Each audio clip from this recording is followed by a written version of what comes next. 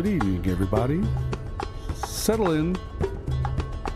I'm just setting a few more things up.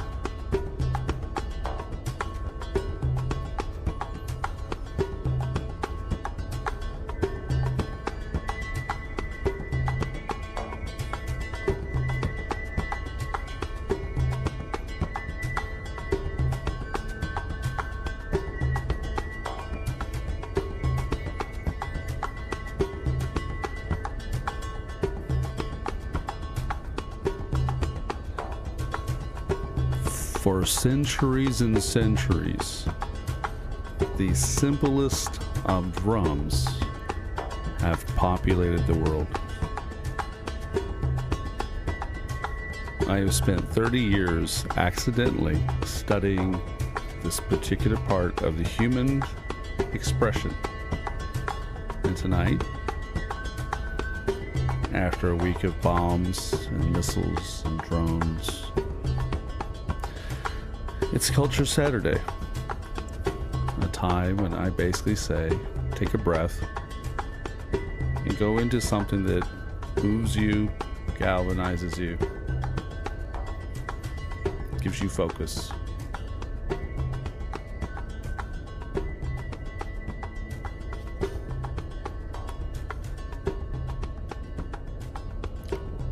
Welcome to Culture Saturday. This is part 2 of the world of frame drums, and a story that I didn't know I would know when I went to college. Just one day I happened to find a musician that made it very different for me. And his name was Glen Velez. Recognize it when it's passing by through the performance. So. 1, ready, go. 1, 2, 3, 4, 5, 6, 7, 8, 9, 10. 1, 2, 6, 7, 8, 9, 10. 1, 2, 3, 4, 5, 6, 7, 8, 9, 10. 1, 2, 3, 4, 5, 6, 7, 8, 9, 10. So you have dooms on 1, dooms on 6 and 7, this rhythm. Same rhythm again. 1, ready, go. 1, 2, 3, 4, 5, 6, 7, 8, 9, 10. 1, 2, 6, 7, 8, 9, 10. 1, 2, 3, 4, 5, 6, 7, 8, 9, 10. That's the first rhythm in the cycle, and this is called Samai. The second rhythm is a 9-beat rhythm, and this is not a traditional rhythm. It uses an unusual technique that we call brushing, and this is just brushing with the fingernails on the skin of the frame, or the skin of the head. So this is a 9-beat rhythm. One, ready, go. 1, 2, 3, 4, 5, 6, 7, 8, 9. 1, 2, 3, 4, 5, 6, 7, 8. 1, 2, 3, 4, 5, 6, 7, 8, 9. 1, 2, 3, 4, 5, 6, 7, 8, 9. The last rhythm is an 8-beat rhythm, and this is also just a non-traditional rhythm, and that sounds like this. 1, ready, go. 1, 2, 3, 4, 5, 6, 7, 8. 1, 2, 3, 4, 5, 6, 7, 8. 1, 6, 7, 8. 1, 2, 3, 4, 5, 6, 7, 8. So now we're going to demonstrate how all these rhythms are done in sequence in the cycle. First you have 2 10s, then you have a 9, and then you have an 8. I'll count along while Lane plays the whole cycle. 1, ready, go. 1, 2, 3, 4, 5, 6, 7, 8, 9, 10. 1, 2, 3, 4, 5, 6, 7, 8, 9.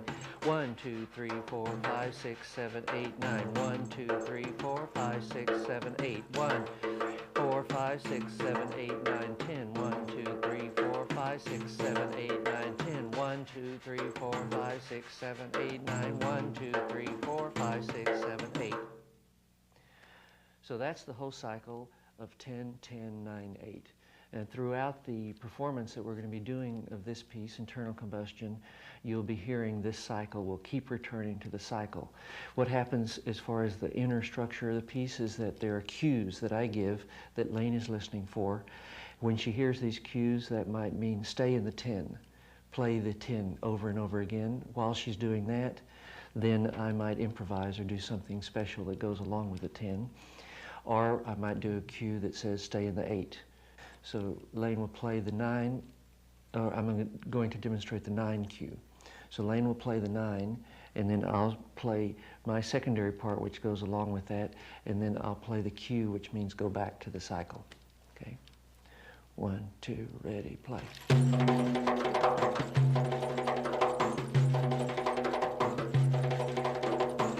2, 3, 4, 5, 6, 7, 8, 9. 1, 2, 3, 4, 5, 6, 7, 8, 9.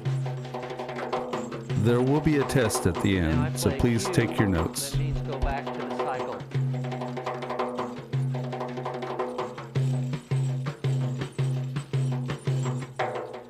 4, 5, 6, 7, 8, 9, 10. 1, 2, 3, 4, 5, 6, 7, 8, 9, 10. 1, 2, 3, 4, 5, 6, 7, 8, 9. 2, 3, 4, 5, 6, 7, 8. 1, 2, 3, 4, 5, 6, 7, 8, 9, 10. 1, 2, 3, 4, 5, 6, 7, 8, 9, 10. 2, 3, 4, 5, 6, 7, 8, 9. 1, 2, 3, 4, 5, 6, 7, 8. So now we're going to do a performance of Internal Combustion for 2 frame drums. In this case, it would be 2 gavals.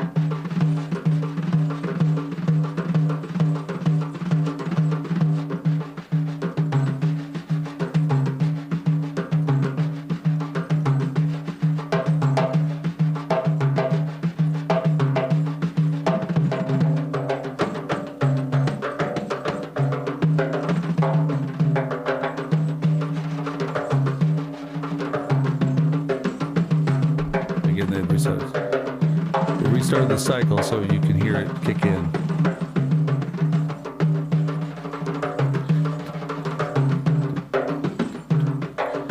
Doom detect detect doom doom detect detect doom detect detect doom doom detect detect.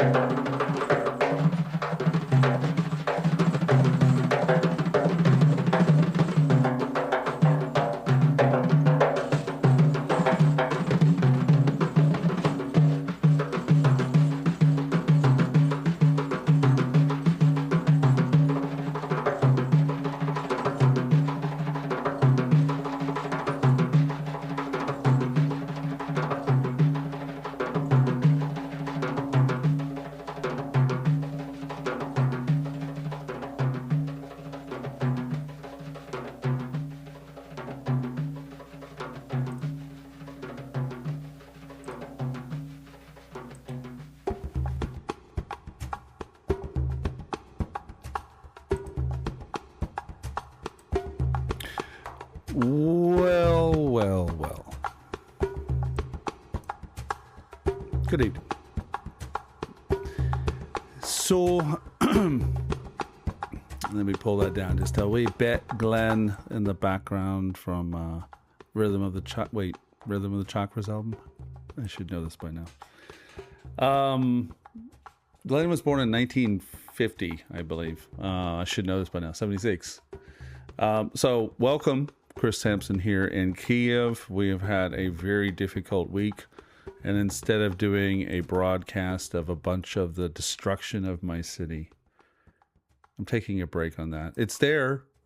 In fact, they bombed us again today. We had a missile blow out an entire intersection, big old cave, or what do you call it, like a canyon where a intersection was. Thankfully, people are okay. It actually happened before an air raid alarm went off. But if you've learned anything about Ukrainians, we just kind of looked around, sorted again, heard the air raid, and went back to sleep, relatively speaking. Had several locations. So I will do a report on that tomorrow. I like to sort of do my improvised reports. And again, thank you for those who tuned in last night to our discussion with Frank Figluzzi. Can you hear me just fine? I want to just make sure that audio is all good. Also, essentially, I was asked by a friend in a message, do I have another studio? I actually am literally 180 from the wall you normally see. This was always my view. So I just inverted it. Book selections to this side. My camera's inverted from your angle. Now you see the Coke cans, and actually I'm about to have an article about it. That's the Defender shelf or shelf area. Got a lot of cans with Defender names on them. Guys who are still in captivity, no less. Some of which have returned. Some of which have actually cracked that can open. Had it right here in the studio, including my friend Dennis Elizko. On the shelf above me, a lot of good Ukrainian books, Frank Figluzzi, Brian Karam, Finbar O'Reilly, etc. But I know you see this sort of digital helm around this thing that I made. And I have about 15 of these I've been playing around with because Sean and I have been talking about taking this up quite a notch. But we're actually about to be very busy. He's actually on the road. He's in Europe, and I really haven't heard much from him this week, but he's been very busy. And then I'm going on the road, and that's good. You will hear about it along the way. I finally get to go back to Kherson. Yapido Kherson nareshti. Slava Bohu. I love Kherson. Kherson, Odessa, Sloviansk, Kharkiv, lots of filming here. The next few weeks until the 29th, I am more than happy to tell you we are slammed busy. But I still like to write. I still like to work on the topics of the day. I have a couple of interesting articles to share with you over the weekend. I'm going to tell you about them now, but we're going to go right into the culture stuff. Also, I'm not going to play a lot of Glen Velez because that's in segment 1. That's why I started at least with internal combustion, which I'm going to come back to. However, there are good interviews coming. Again, I told you that we're cooperating with the War Museum. A lot of units have opened up, and part of it was about teamwork. I've always had a small team that could do stories. And there's a lot of types of topics I don't really worry about, largely because the major media will sort of scoop in on those, or the Milset crowd will, swoop in on some, and I know gaps that need to be filled. So we use these cameras to do this work. Your support is invaluable. I thank you for everyone who already has been a contributor in some capacity. It's not always about finances, but finances help. Because as happened tonight, there's what I say breathing room means like we're not in the deficit, meaning below zero. And actually, I can tell you, I've spent my entire life never using credit cards, debts. If it's just not there, it's not there. I'm like my dad. I'm like my former father-in-law who just passed away. Never took out a debt in his entire life. But getting near zero starts feeling like you start making choices. And so the ability to go out to the front has a lot to do with 3 people who've come together to do the filming and to go tell the stories, but also a lot of friends who over the last 4 years have really, we got together, we worked, we know each other, and we also like to bring this message to you. So pay attention. There's going to be really good stuff happening, and there's a lot of people in this room that I'm thankful for making sure that becomes something we just get done instead of thinking about. Now, I want to get into the culture stuff. If I'm forgetting something that's about the big world stuff, just go with it. Why? Because I really want to tune out from that. I took the entire studio apart yesterday, essentially, down to the baseboards, pulled out a big old gnarly towel that's always kind of designed to be on the floor anyway, and just skated the entire studio, front to back, pulled everything out. Partially because we're going out of town, so I wanted to make sure all camera gear was inventoried, all parts were ready, all batteries were set. In the process, I took the studio that was in the kitchen, since most of the main studio has been empty, and just said, well, let me get the last of the stuff and put it all back in. It feels great. The weather has been good today. We have Defender Rally tomorrow, but I'm playing it by ear about where to be, largely because yesterday with our new camera guy arriving, we spent the entire day coordinating down to the minute of where to go be, because, you know, being 2 days in one city and then trying to get 8 hours across basically means I'm the one in the middle saying, okay, but Wednesday's a travel day, you know, but Saturday's a return day. But so, you know, whatever the arrangement is, I know my city, I know my state, I know my country. So I know things like that. But anyway, so today we're going to hear music from around the frame drum community that I know. These, for the most part, everything in this are people who are my dear friends that I've known. Like Glen Velez, I've known since I was a wee lad. He is from Dallas, Texas. I am from Houston, and I'll tell you the brief story about it. But first off, we got to get a little bit of an extended music to do something in the background. That was, by the way, that was Third Eye by Glen Velez in the background playing for you. Coming up next is Origins from Rhythms of the Chakra by Glen Velez. Put my old radio thing back on. I never really like affecting a radio voice. But anyway, I did get asked one time, can you use that soft like NPR voice? No, probably not. But it's okay. C'est dobre. I'm trying to see. Let's see. Hold on. Let me try to see what I want to put on.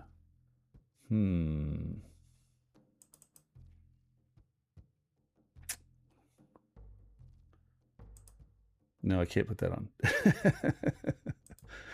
I have a song I was about to play for you, but I thought if I play that, I'm going to start singing the rhythms with it. Maybe I will at the end. 1 second. I want to tell you the story, but I want a different track.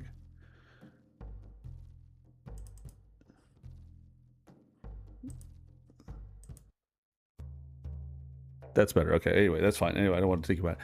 So once upon a time, I was in the recording studio with my tabla teacher, Ray Dillard, and I mentioned that the best harmonica player on the planet, Howard Levy, who plays with Bela Fleck, the best banjo player on the earth, had left the Flecktones. And he says, well, yeah, he's playing with Glen Velez. Now, you have to understand, I'm at that age, 19 years old, I'm a Steve Vai clone whose first guitar was picked out by Billy Gibbons out of a catalog, you know. So, like, guitar was everything. I knew nothing about tambourines, frame drums. I was not a drummer. But the interesting thing is in college, we already had 2 guitar players when I arrived, so I had to go sit on percussion. It's like, why would I have to be on percussion? But the teacher noticed that I could precisely play back whatever was thrown at me rhythmically. There's a funny story. I'll tell it to you because we're going to pass it and I'll never bring it up again unless I bring a musician on. But I was not from the high school stuff. As you may remember from my interview with the great Richard O'Brien of Rocky Horror Picture Show and his awesome son Linus, go back and watch that episode. See, I don't only talk about national security. I have a lot of great, cool friends that do other weird shit. Now, I was in the theater, but I was actually a musician, and we would pick on the people in the band. We had names for people in the band, and I'm sure they had names for us. That was the fun. And so I arrived into college, and I can't read music like everyone else, even though I had played violin when I was a kid. I can't sight read and all that stuff. I wasn't in UIL competition for music. I was in there trying to do, how canst thou lay thus for shame, Titania, glance at my credit with Hippolyta, knowing that I know of thy love for Theseus? Didn't thou, you know, I could do all that stuff. I'm rusty on it, but, you know, and that's what I was doing, building sets, learning lines. reciting the bard. Then there's a funny moment when our best trumpet guy, and he literally is awesome, Rock Ruffin, this is for you, love you bro, still know you, he's still in my life 30 plus years later. You imagine 35 years since college, and that brother's still on my Facebook page with me. And he goes to, it's in a jazz improv, and he goes to blow a solo over it, and it just turns into mud. And Jeff, the instructor, just about 3 revs of this, gets really pissed off. He comes in and he says, what the hell, man? You guys are the top competitive UIL, musicians, and you come in here and you can't improvise. Like, what the hell? Play Flight of the Bumblebee perfectly. Sampson here can't read his way out of a paper bag, but can hear every chart that we ever throw him and recycle it back. It was the weirdest backhanded compliment I ever got in my life. But he made a point. Like, whatever sounds were thrown at me, like on guitar, I would mimic them back. Saxophones, keyboard lines, bass drum lines, you name it. Any instrument that made a sound on an album might appear on my guitar. And since I was also on percussion, what happened later was when Ray said that Howard Levy went to play with some guy named Glen Velez, whoever that was, that played frame drums, whatever that is. I knew nothing about this stuff, but I got one album, and it was very, very interesting. And let me point out what these are. So these are very simple constructed instruments. These are, at this point, they're very fancy, the type of materials that are used. The fact that they're inner tuning systems that get more, I don't want to say complicated, but it's complicated, in capacity. But the truth is they've been actually evolving for some time. And what I'm going to demonstrate to you tonight is that they're worldwide. Make sure that one, and they roll all over the place. So you have to be careful when you sit them down on the ground. In war, you should always come with a handful of things. You bring your notebook and your pen. Okay. Now, somewhere over, actually behind my kanjira, which is my tiniest drum, are all my handwritten notebooks. So always have your notebook and your pen. Number 2, bring your camera. Bring your camera, because you may need to photograph and film things. And then number 3, bring an instrument. And in my case, I have my guitar, which is behind on the other side of you guys. I'm not going to get up more. And then I have my babies here on the wall. Now, this one, which I'm not going to take off the stand right now, it took me too long to get settled down, is you'll see a presentation of an instrument like this called the bubon, which is a Ukrainian drum, a big, large tambourine. But it's very similar to the traditional tamburello, which is Italian for tambourine.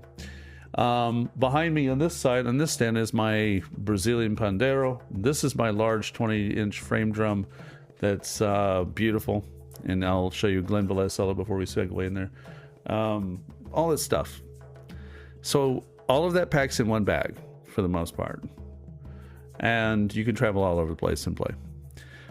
But for 4 years, I didn't play here until only a few months ago. And as soon as I pulled them out, now I'm actually supposed to go play music with people, because I'm the only guy in town that plays this shit. Now, in Zaporizhia, I have a good Ukrainian brother, Denis Vasilev, and he actually got mentioned in my interview with Glen Velez because I got a good frame drum brother who's exactly like this hybrid pan-world thing. He's my brother in the South, and ultimately in the future, you're going to see a thing where we do that thing. But first, thank you for joining us tonight. I wanted to just kind of welcome you and why I do this. When I met Glen Velez, I didn't know about these world drums, but I found out, wait a minute, they go from where? And if you go back and watch my interview with Glen, he said that this little instrument behind me, and I will get it real quick. This is a synthetic version of it. The kanjira from South India. It's just a very simple instrument. And I don't want to play too loud, it's getting late. But I will demonstrate that tradition as well for you. And the drums that these you just saw in the last performance is called gaval. Gaval is from Azerbaijan. I also want to note that Lane Redmond, who was in that performance, is no longer with us. Lane was taken from us from cancer. I'm going to try not to think about it too much because Lane was a dear friend of mine. She also was a lead researcher in showing that these drums were prominent in that women were the drummers in the history of a lot of these processions. And there's a deep tradition in there. And partially because of her research, the way in which these live in the world are in sort of women's empowerment movements. Just kind of, and I can't qualify them into too many categories because it kind of depends on where you're at. They all have different flavors of what's going on. So that's that. So welcome. Let me just get into some wonderful music. I'm going to play some, I'm not going to do the Glen Velez interviews and all that, but I'm going to play at least another clip I played last time. So you say Glenn with his wife, Lori, also my dear friend for 20 plus years. And what do you call it? Disclaimer. My first website 27 years ago, was glenvelez.com. Because of a concert I helped bring him to in Houston, 97, in 1999, after I quit my retail job of 10 years, all the different retail gigs, I walked out and I just said, now what? And I got on the phone with Glenn and we built glenvelez.com. It was the first website. I wound up building dozens and dozens and dozens of sites in this community. I've worked for most of the people you have seen in these videos or around them or the manufacturers of them. And it's how I got here. So when I talk about the Muslim world, when I talk about portions of the world, a lot of it's because I've been deeply involved in those cultural communities. And each of these is an exploration of that. So welcome tonight. See you soon. And don't forget, subscribe at the top here if it's got a little button if you're not already subscribed. And if you've got a paid subscription, that helps us get the work done. Because, again, for the next 3 weeks, we're going across Ukraine to get a lot of serious shit done.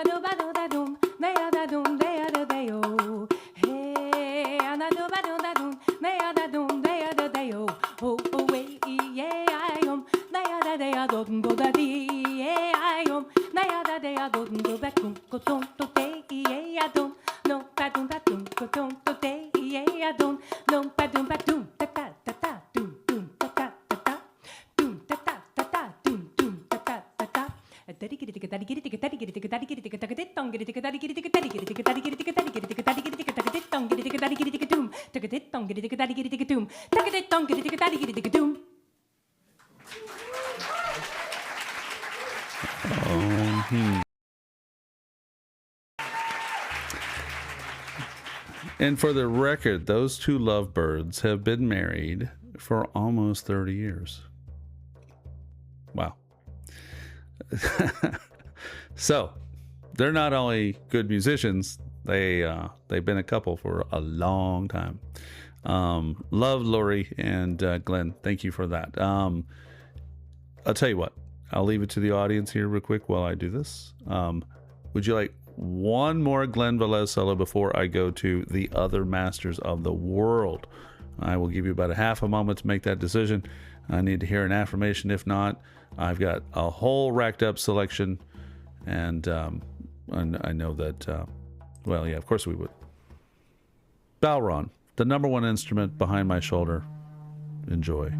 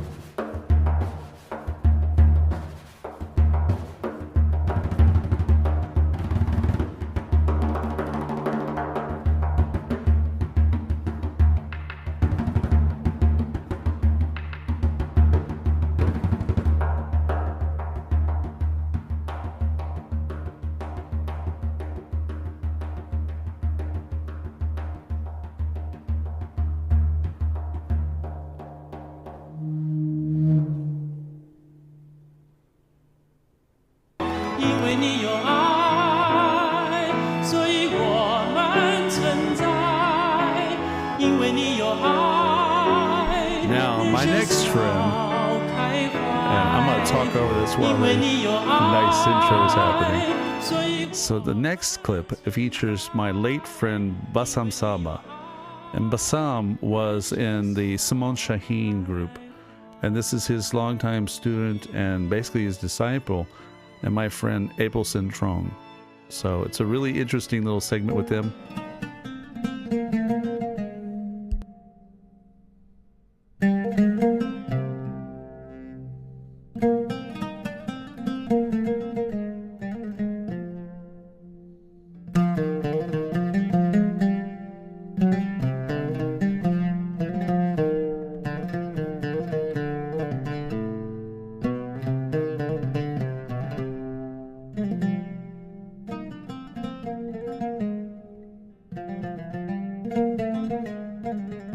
欢迎全球的观众朋友准时收看《音乐有爱》节目。我们在今天的节目当中相当的难得，为大家请到的是两位中东音乐大师啊，他们来到台湾演出啊。他们是这个纽约阿拉伯乐团的艺术总监 Bassam， 以及纽约阿拉伯乐团的执行总监 April。是他们其实都是因为马友友的这个丝路之旅的这个计划而开始结识。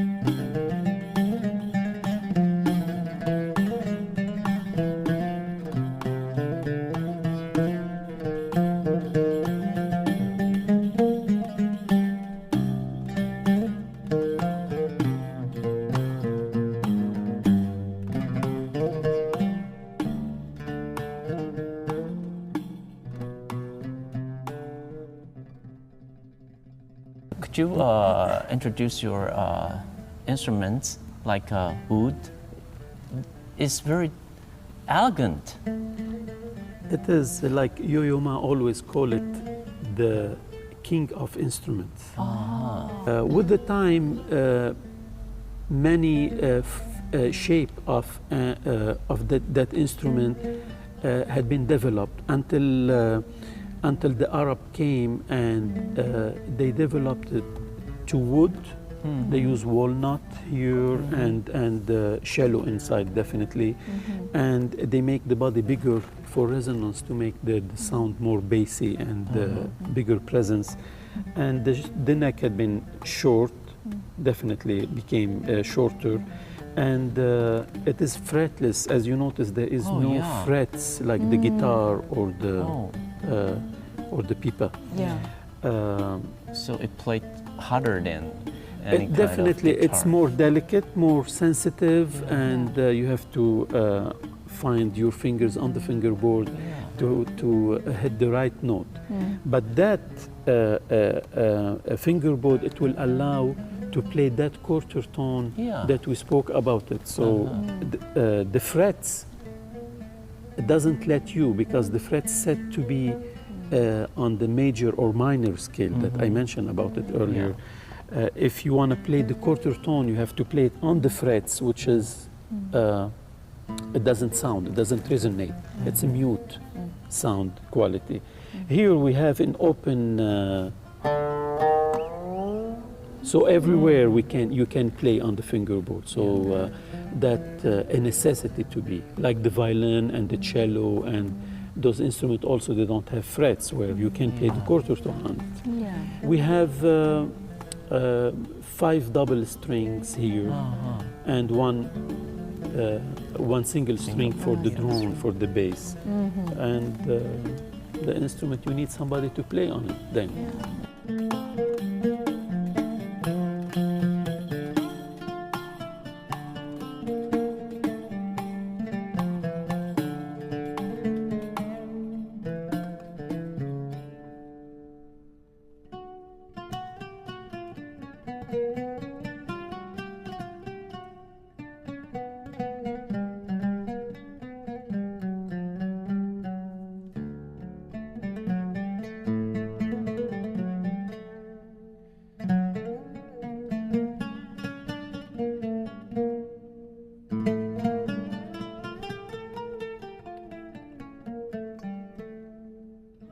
April is things very important percussion for this kind of music. Would you please share your instrument? Absolutely. The rick or the def, Yeah.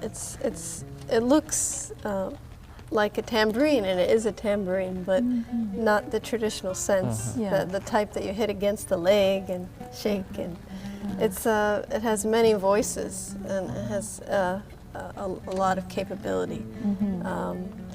There's a playing it soft, and then there's bringing in the cymbals for more joy, and even further for even more joy and more accent. Yeah.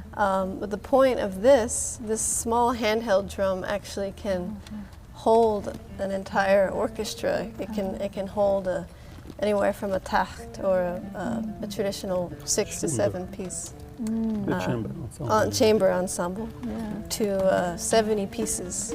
And what this does, while holding the rhythm, it has the ability to accent, also to pick up on the colors that the melodic instruments are throwing to the percussion.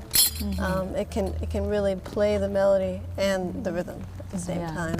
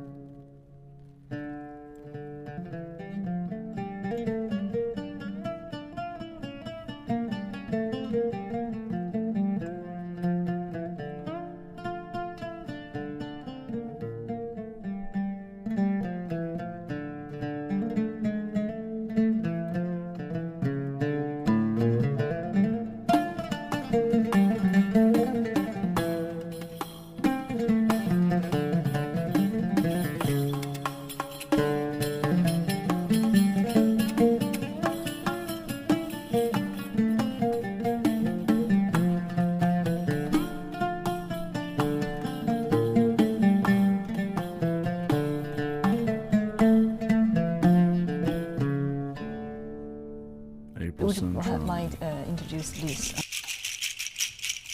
And here's a later video of April that she submitted just for us.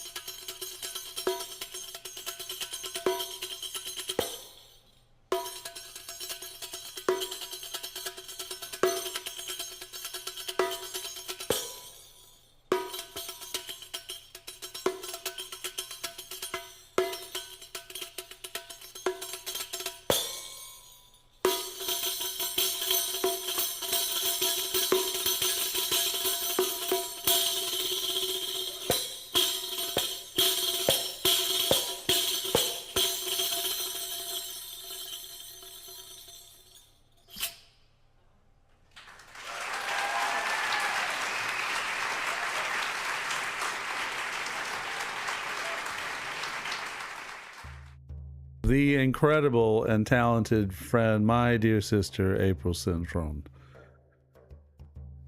What you think? Interesting. You know, Glen Velez sat in front of me one time. It was in my living room, by the way, with 50 people packed in the living room doing exactly what we're doing right now.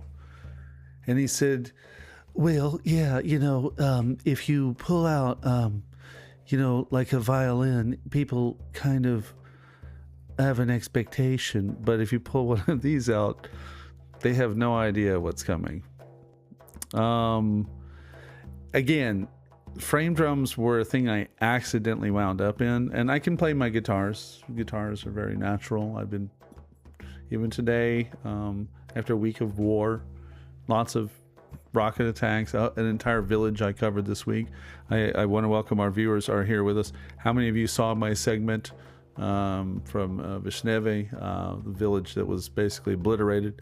The houses, well, not obliterated, but I mean severely damaged. Thankfully, the casualties could have been worse, but were not. Still significant. And today, the weather felt good. The temperature's just right.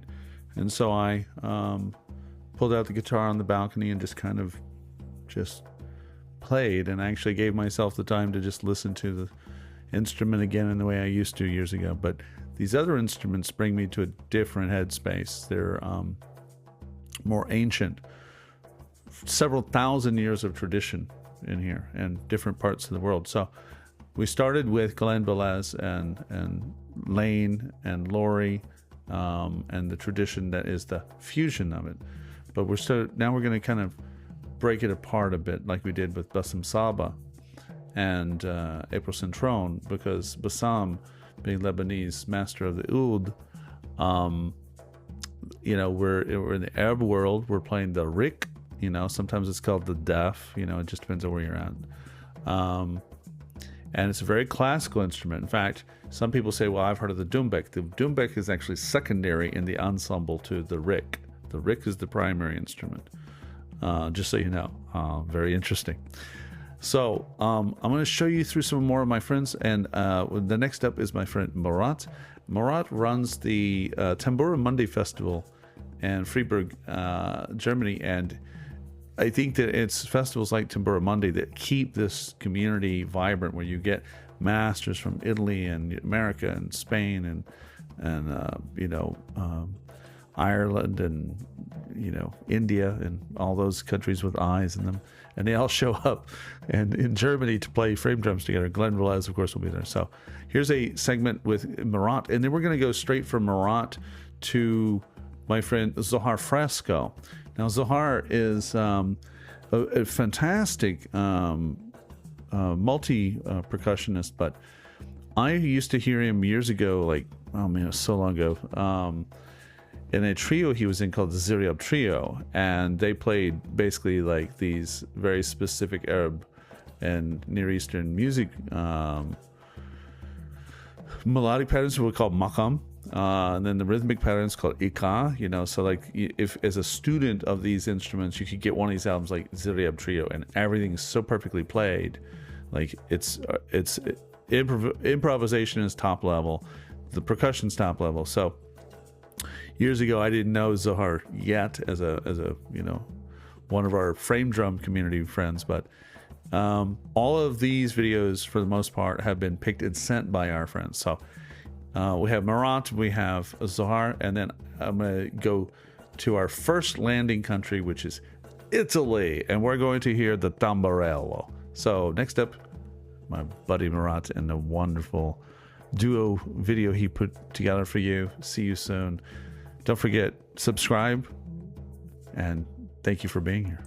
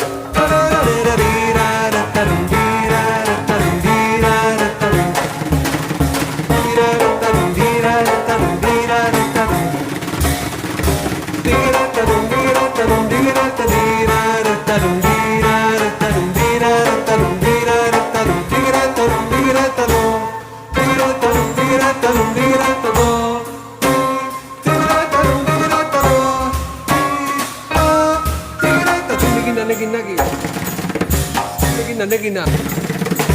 Negina negi. Negina negi. Negina. Tugina. Tugi.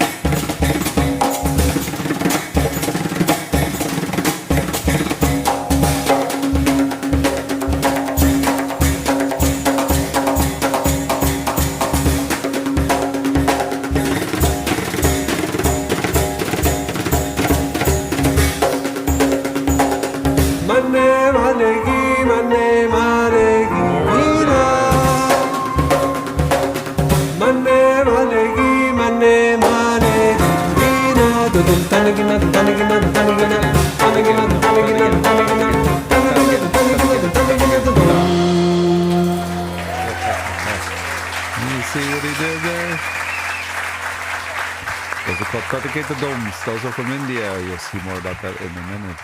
But next, Andrea Piccioni. Welcome to Italy.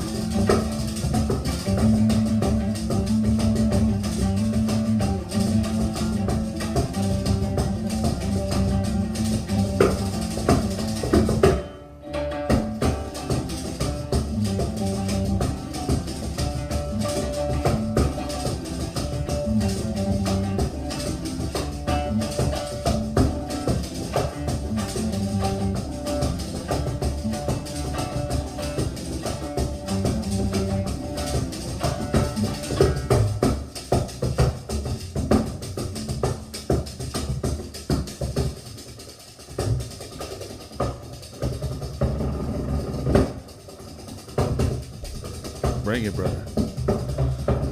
Yeah.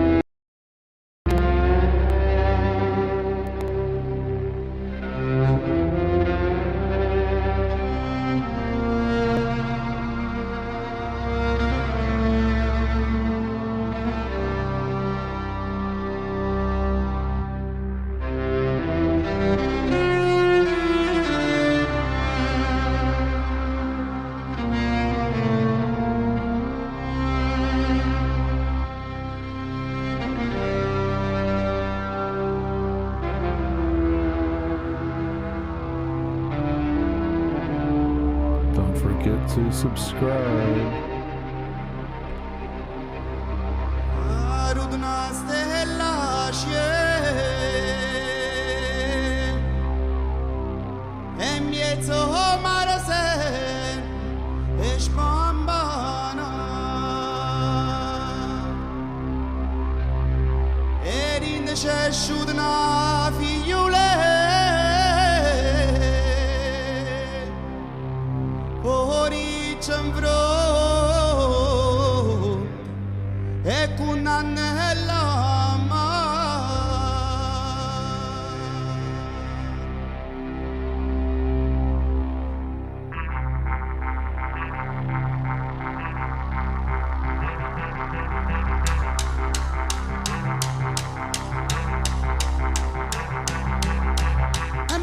Ma promise io te voglio, mamma te ma promise io te voglio, e non mi saputo fare, me la vuole bere che fa l'uomo, se mi da giorane viene male con un pazzio. E da mi sono ma bella dell'idrosa.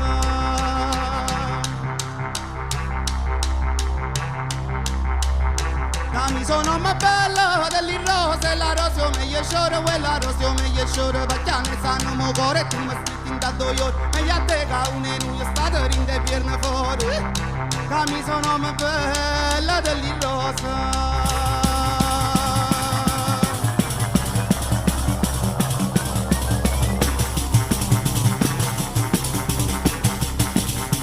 A te mi sono ma bella dell'irrosa, e la rosa meglio sciore roba da vi, se la rosa meglio sciore roba da vi.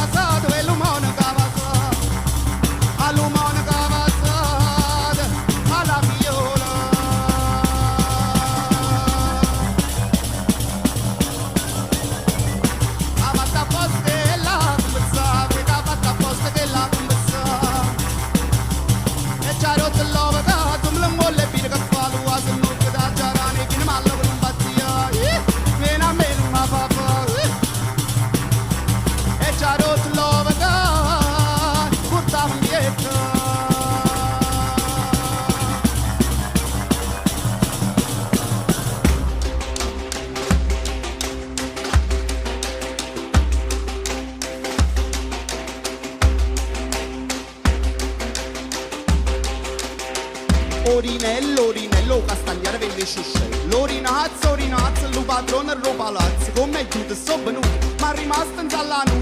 Maro, che sta femmina mega bo. Ma chiamata stamattina, faceva pitta cucina. Mi chiama pure notte, faceva pitta salotto.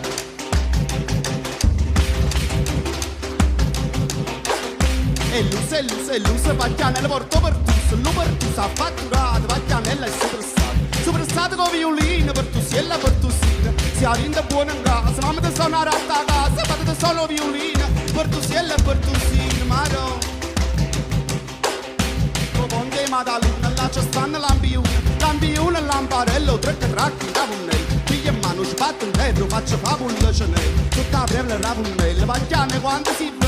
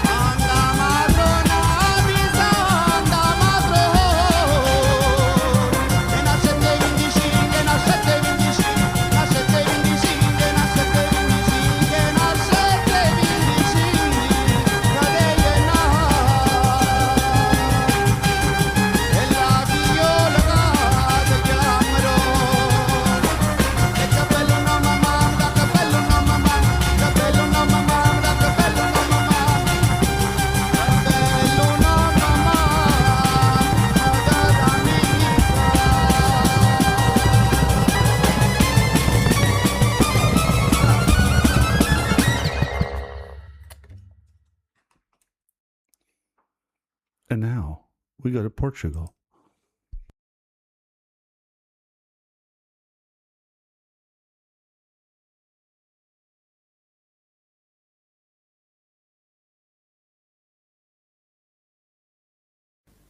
O adufo é de origem moura e acompanha espécies mais antigas que as de sopro ou corda dedilhada.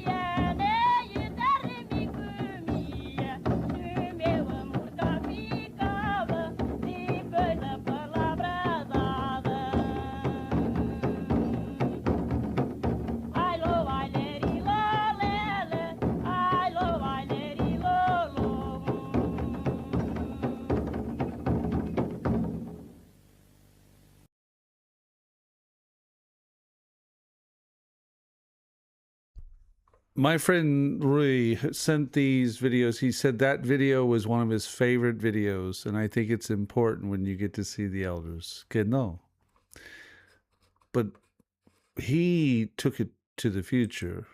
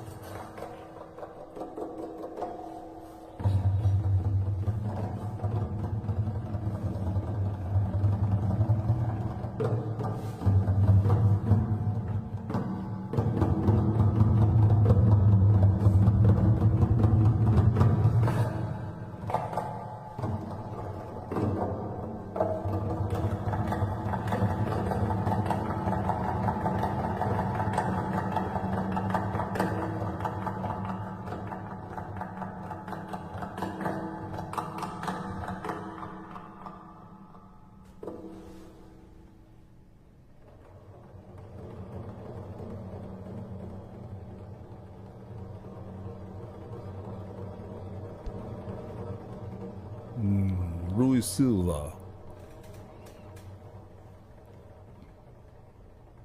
Obrigado.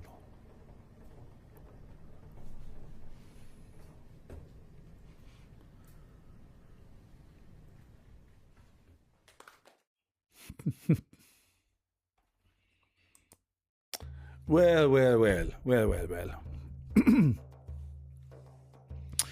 How are you doing? I hope you're having a good evening so far. We are not even done yet. We're an hour and 44, and I just laughed in our little video space here, our little chatting space. Sorry. I love all of our other Substackers, but very few of you can pull this shit off. No, I mean, I think we talk a lot about super important topics. I'm sort of jesting with you guys. Super important topics, and we have really amazing minds here who bring a wealth of information we absolutely need. Please make sure that you're subscribing, and for those who can, do paid subscriptions. I have a little bit of preview, or shall I say, behind the scenes look at what some people are doing to develop their shows for you, or their programs, their interviews, their articles, and they're not making as much as you think. It's a tough economy right now. It's a tough with gas and everything. I mean, like, the list across the board is tough on a lot of people. So we are very thankful that you're participating at this platform. We collectively believe that you folks are inherently looking for a higher quality relay of both information and thoughtful engagement. So that's why it's good to do. But I think that, the wiretap is unique, yeah?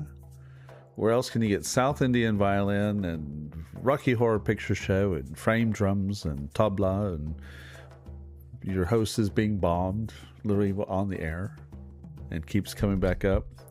Stronger than Trump when he does his, like, fight. Fuck you, dude. I invite Trump to live, like, 2 weeks in my apartment, much less 1 year in my apartment. Top floor, overseeing a full-blown air war. And I dare you. I dare you, man, I say. So we do have a lot of paid subscribers in this room. And on behalf of them for paying the tab, I say thank you. And to the rest of you who are here one way or the other, thank you, seriously. Please do consider a paid subscription. And let me explain what it goes to. Yes, I put these shows together that sort of seem just based on, like, knowledge and things I can just kind of assemble. But I use a lot of our time during the day to plan interviews with Ukrainians and, in some cases, people back home, to provide a bridge of the information I know, one, from what I know in Ukraine, two, from my counterterrorism experience and my disinformation studies, etc., to bring that information to you. And that gives me the room to be able to focus on it. But more important, this is something I think that makes it a little different for people like me and Sean, Terrell Starr. There's a few folks here that you should, any Ukrainian, flat out. If you see a Ukrainian who's doing a good substack of journalism, please support them. Now, they don't have Stripe, so paids are difficult. But your paid subscription isn't simply about, okay, well, Chris needs a camera, or Chris needs a hard drive, or the lights need to be paid. It's that when those things get paid, it makes it to where I can go serve Ukrainians who have no media outlet for them. As we would say, like, do you understand?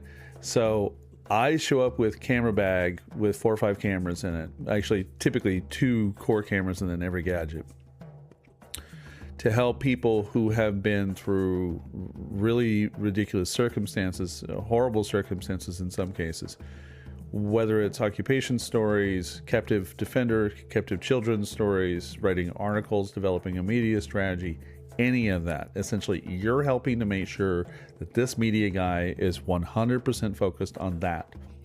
Pardon me. What am I not focused on? I'm not focused on traveling back and forth in and out of Ukraine. I'm not focused on running around in the front trying to have a multimedia spectacle going on. No offense to anyone else per se. But I don't do that.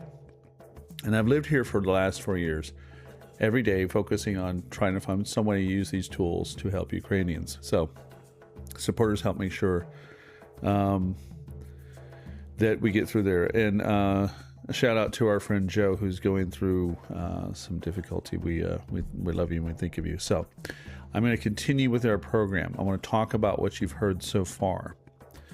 We started the program with a recap of Glen Velez, who I did my interview with a couple months ago, but I aired the interview a couple weeks back. And I gave some of these samples. And then we moved into my, shall we say, international friends. We had Andrea Piccioni starting that set right there. And then as I was getting ready for that, I didn't have anything that showed the tamoriada. Now, you could hear Andrea play when he played that large frame drum with the kind of mosque background. You can hear the tamoriada. Now, if you don't know Southern Italian music, there's sort of two tambourine traditions that you get to know. That's the tamburello, which is just generically, the term for tambourine. But in the different villages, you have like the pizzica and the tarantella. The tarantella is the general style. It actually dates back many, many years to the story that women who worked in the field would be bitten by a spider, and then all the women would gather around with their tambourines and play until, the spider's bite had healed. Different version of the same story is that women working out in the fields who, working their asses off, when overwhelmed, with the hard work, there would be, sort of the mysticism of using these tools, the tambourine and the rhythm tools and the singing to do this. In every tradition, from Salerno and Puglia, they have very specific style of tarantella. Like I can kind of hear them fairly well when I catch, someone plays an audio clip for me of tarantella style, I will mostly know roughly which region it comes from. Oh, it's Salerno, etc. But the tamoriada, it's in one of my short bucket lists, and I don't have a long bucket list. That's the easiest way to live in a war, is not to have much of a bucket list. But I would say that on my list of wishes is to go to Italy and be part of one of the rites of the Black Madonna, when they go up these hills and there's hundreds of these large frame drums, like you saw in that Tamariada World Project. And it's just mesmerizing, because I've played with some friends in this plenty of times, but not in that setting. And so the setting I live in case you don't know, in Dobry Večer Kyiv, I live in Kyiv. I live in a beautiful country called Ukraine. I've been here for 4 years, and I happen to be smart enough to bring my tambourines with me. But when I first arrived here, I didn't know anything about tambourines in Ukraine. And within just a few days, I was walking down Yaroslavl, and next thing I know, there was an ensemble. And Danilo picks up the bubon, and Serhiy played the cymbalum, and then Mikhail played the skripka, and my friend Maxim Berezhnik was playing the supilka. Enjoy.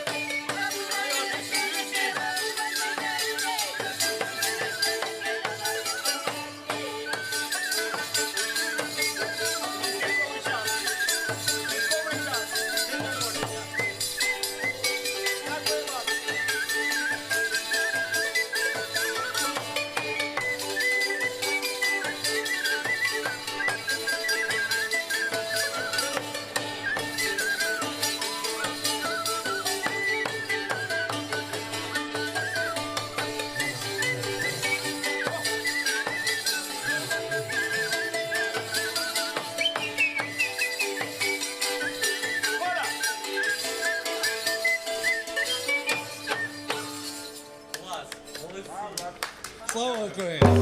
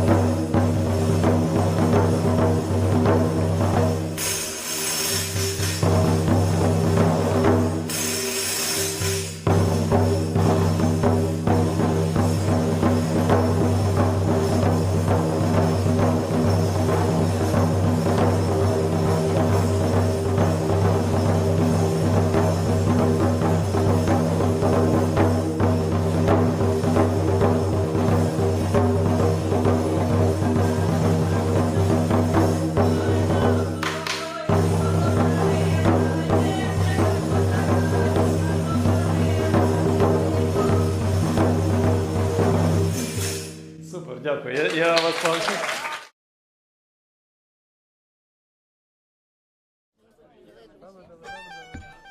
Andriy Levchenko and this is also my friend Yarna. And Andriy is in the army right now, by the way. He is not playing his bubon with us.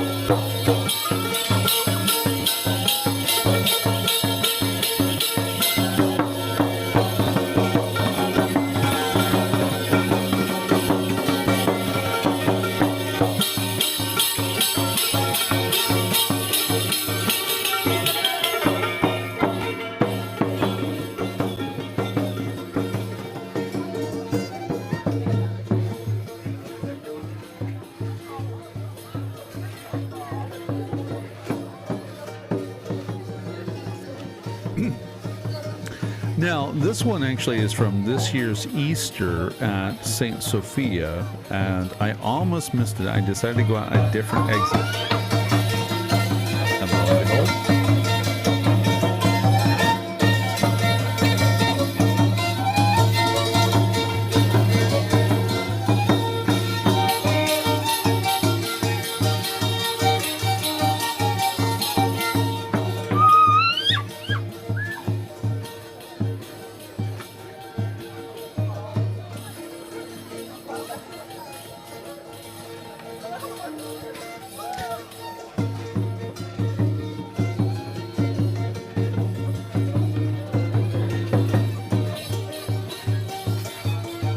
there are certain moments like Easter when my Ukrainian friends put on their best attire.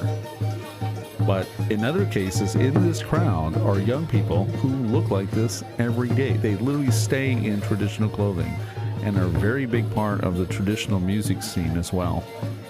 They stay all the time. So the clip you saw right before this had many of the people in the same dancing space as the others. So the young man playing violin, for instance, I see him often in videos on international broadcasts about Ukraine because he's kind of in the root of this traditionalist community. It's really beautiful.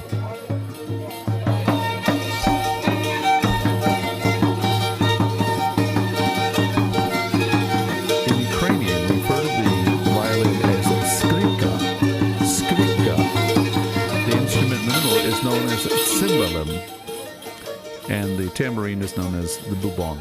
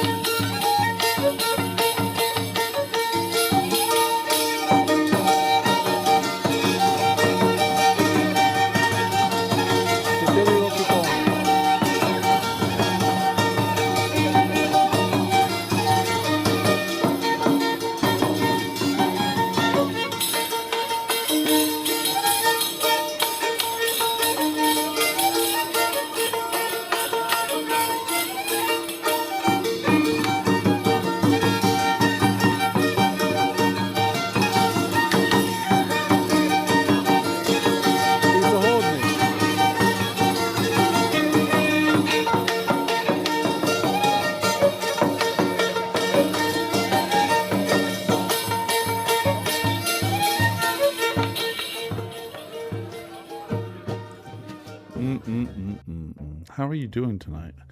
Are you having a good time? Have I delivered the goods on our Culture Saturday? Again, I've said, I live in a war, but also wherever you're living, it's probably some stressful things going on. In the United States, as you noticed from our briefings this week, we had Frank Figluzzi on last night. I was over there, I should say. Let me be very clear. I love watching you guys interact, so don't forget on Fridays to come in and be part of the Q&A. It was a specific development because we like you. Having Glenn Kirshner on this week to talk about serious matters. So, as you know, no one will doubt that I deal with serious matters. In fact, I'm going to tell you, I made one little clip for you guys today. I've been joking with my filmmaker friend here, Luke. We've been joking about influencers, so he texts me now. I go, I'm sorry, you can't talk to me that way. I have a video with a quote above my head. That makes me an influencer now. You will watch your tone. But it's because I get the weirdest comments on Instagram. And today it was, Islam is crazy and filled with a bunch of sickos. And I just went, Epstein files must be released. Also, when you say Muslims are all this stuff, it's like all I think of is like David Koresh and strict not eating pastors and all the scandals of the Catholic Church. And I actually like Catholics, by the way. You know, all these pastors having to come out and confess to doing like the terrible stuff that they do, etc., etc., etc. So it's just not a good winning argument with me. So I did something I have never done in all the years of being online. I took the little quote and put it above, and then I took little actual video clips of me being on television as a terrorism analyst and went, and where's your resume, homie? I was in a mood, but I was in a playful mood. And it's because the juxtaposition between doing serious stuff that obsesses my time and the fact that I actually went to college to study music completely confounds me. I have a couple of pieces coming for you guys. Let me tell you, for those who didn't come in earlier, about what's coming up. So I have a piece about Russian involvement in Africa, because Mali just accused Ukraine of supporting Al-Qaeda groups in Mali, which is total BS. And that's all it has to do is just like, I'm sorry, Sniffer goes, what? Like, Ukraine's doing what? Yeah, no, Ukraine's not doing that. So that article brought out all of my backstory related to Wagner, state capture, which I've talked about, but I haven't written a good article in a while on this. And so that was one article. Number two, Pepsi. Everyone knows here that often you will see me with a Coca-Cola. I have ditched the Coca-Colas in order to have a healthier life, because I'm relatively in decent good shape, but man, the belly's got to go down, and Coca-Cola does not help that. So I'm totally on Zhebruk right now, and they've actually rebranded Zhebruk, which really bothers me. This is the new label, and no Ukrainian I know likes the new label, but Zhebruk is a very big deal, and I like the more natural style of it. So Pepsi, from the get-go, I have had this running joke that is Coca-Cola Smak Svobody, which basically means the taste of freedom. And every time I'm around a Pepsi, I run the punchline again, and I have a reason for it, and you will see it in my upcoming article. And the funniest version of that was, I was at our old grocery store, my Silpo, and I'm standing in the beverage area to, get whatever I'm going to bring home. And non-alcoholic, I don't drink, And this kid's looking up at the Pepsi shelf, and he can't reach it. Which is Pepsi? You want Pepsi? Doc? Jamul, why? And the guy got the look like, what the hell are you asking me why? No. Coca-Cola Smak Svobody. Well, my new article is going to show you how much money Pepsi is making in Russia, because they just had to declare billions in taxes. So if you're having to pay billions in taxes to Russia, how much business are you doing there? And some articles like that are in the works. So I've been working on that for a few days, and we have actually an evolution of stories here happening in Ukraine. But tonight is not Ukraine news night. Why? Because I live Ukraine news 24 hours a day. I want just a couple of hours for us to stop and give permission on a weekend to say, hey, there's an ICE protest in Houston. Thank God. Frank Figluzzi and all the good, smart people were talking about the ICE reaction to the shooting in Houston. There are other events happening in America, so please keep an eye on those things as well. But we're not done yet. Now, I showed you one flavor of Ukrainian tambourine music, but in Crimea, our Tatar family have a different tradition, and they call their instrument daire. I forgot to say this. So this instrument, and actually I noticed that, I kind of have my depth of field set, so you can't see all my instruments, but this is my bow run behind me. This is my pandeiro from Brazil. I took my kanjira down off the shelf. It's on the floor. My tamborello's behind me. Custom tamborello from Cooperman. But this one right here glowing behind me in yellow, as if to evoke the wonderful yellow of our Ukrainian fields of flowers, was actually made by Andrei Levchenko, who you just saw perform. So that is a custom Andrei Levchenko Ukrainian bubon just for Chris Sampson. But the daire takes us into a new direction. We have essentially 2 sections left before we land. And of course we have a finale. So the first section we're going to go to Crimea. We're going to listen to 2 sections. And now these are not filmed by me. These are sections I included so that you could get this flavor. And I'm really on a mission to film this authentically here in the country, because I love my people from Crimea, and I'm actually finally further integrated into the Crimean information circle. It took a bit, even though it's ironic that it took a bit. It's there, so you will see more of what I'm about to show you. Number 2, after that, we're going to go to India, my other home, and a place I've never been. By the way, that's the irony. Even when I said, I had a 3-hour 1-to-1 dinner at the embassy here with the Indian ambassador, and the one strange question on the table is, how did you learn all this about India and you never left to go to India? And I was I'm a dad, and I don't like being far from my kid. My kid's grown, so I can go wherever I want, but a war broke out, so here I am in Ukraine having dinner with the Indian ambassador as a tabla player. Go figure. But India, we have a large diaspora in Houston. Huge South Indian community in Houston, an entire shopping area, every type of food, clothing, music, and I was the guy on the radio who could say all the names. North Indian names, South Indian names, titles. I played the instruments, so we're going to go to, we're going to get to see my teacher. I'm going to show you a brief segment of an interview I did with my teacher, Ganesh Kumar, for this instrument, and you're going to see the real one. This is a synthetic version. This is the kanjira. You'll see the real version, which is made of, sorry, trying not to disturb the neighbors.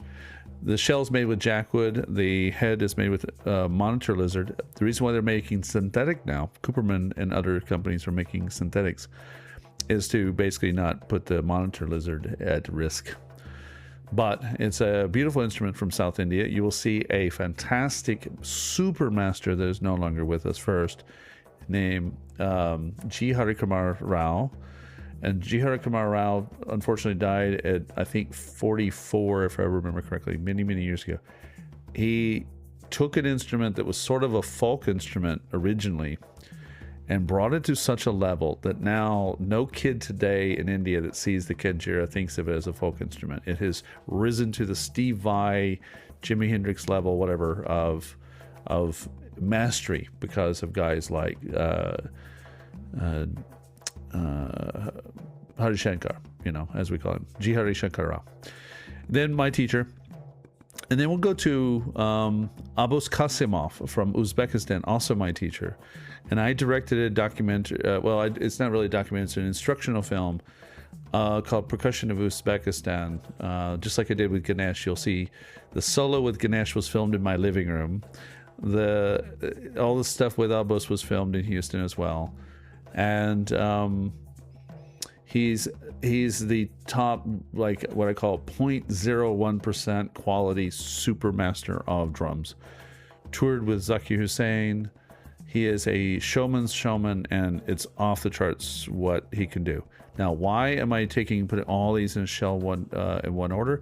Because when you see the Crimean Tatar daire, okay, you're going to get the Indian music in the middle, because I'm going to keep it in that order. But when you see Abos at the end, you're going to go, doesn't that look like the same technique? And it's very similar. Like, it's basically the Turkic line that runs from Xinjiang province of Western China, the Uyghur people, and the Dap. all the way to the daire in these areas where it's a very high-pitched, high-tuned drum played the same way, what we call upright position. Well, I'll just take this as an example. So instead of, it's like upright position, we always mean like this. And you'll see it in like a lot of iconography, this particular hand position to play. Some variation of that. So, but also it's very crisp in the sounds, very striking, high speed, very difficult to play. By the way, I've been playing for 30 years, and daire style still eludes me. I can play the Near Asian, like what we call the Arabic styles, fairly easily. Also in the Azerbaijani styles, the finger snapping. But man, when they get in the daire playing, it reminds me of like Giovanni Hidalgo, the great conguero, and these guys that just, on congas who play, insane. So we got 3 sets, and I'm going to just blow through them because we've got a finale at the end from PASIC that I filmed. So thank you for joining us tonight. Again, don't forget, please consider a subscription, and a paid subscription helps to make sure that the actual news part of the journalism here in Ukraine is taken care of. That makes you a patron to get the good stuff done. This is the icing on the cake. This is my gratitude, my stopping. You know what would be interesting for our good friends that have a lot of things on their mind? Music.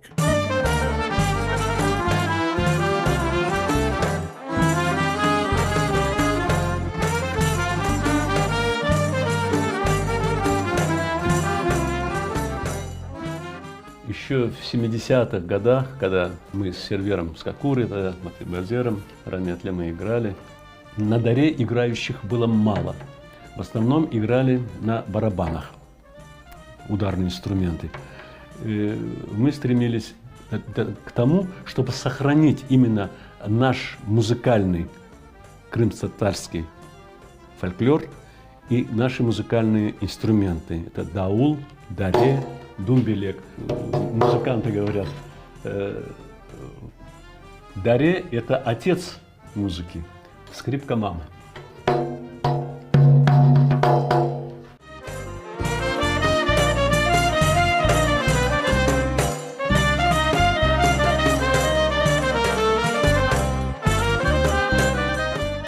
Даре он в основном использовался на праздничных торжествах, на народных гуляниях.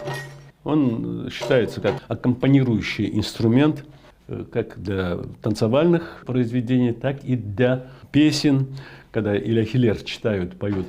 В основном вот в турецком мире используют только даре или же дарбука.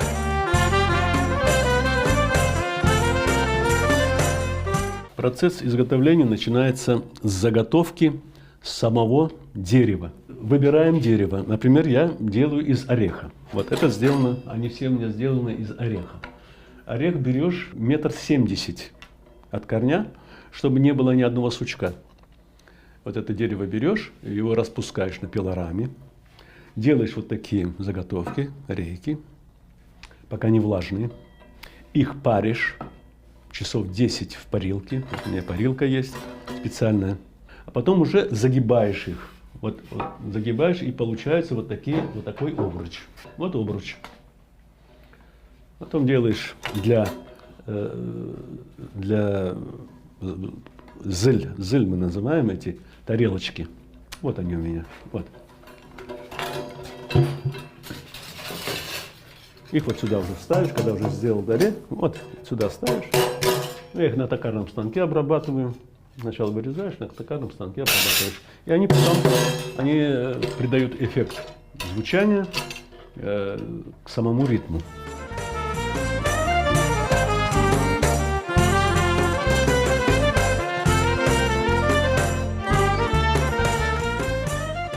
Шкуру берешь, обрабатываешь в известковом растворе. Его сутки-двое держишь в известковом растворе. Потом эти волоса рукой они сами сбриваются. Потом внутреннюю часть жиры зачищаешь, высушиваешь, натягиваешь. Уже когда уже натянул, дочищаешь его наждачкой или там специальным соскабливаешь. Скоблилку берешь или ножом. Все, зачистил. Изготовление самих обручей. А уже натягиваю я его. love watching makers of any kind Каким образом? putting their stuff together, Шкуру especially берем. for these cymbal instruments, because there's still a lot of work that goes into it. Я ее размачиваю. В тазике размочил. Он становится как тряпка. Все. Сюда поставил его. И стягиваешь потом. Стягиваешь на специальный станок здесь, на него заматываешь, а потом болтами поднимаешь, эту шкуру натягиваешь. Здесь он наклею. Когда он уже склеился, он сутки где-то, двое он сохнет. Высох, все, эту верхнюю часть вырезаешь, все, а остальное уже лишнее убираешь.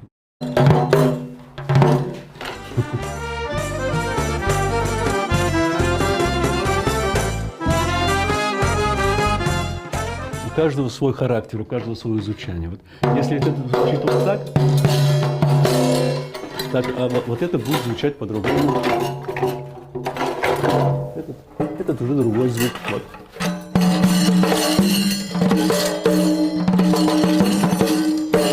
Звучание зависит от самой шкуры и, конечно же, от самого мастера. Круг должен быть идеальный. Если здесь он будет неровный, уже он звучать не будет так, как положено.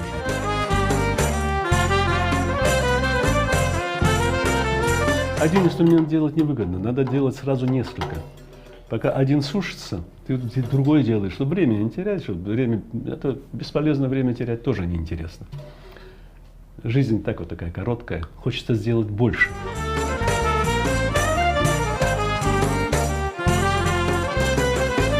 Если есть покупатель, я их продаю.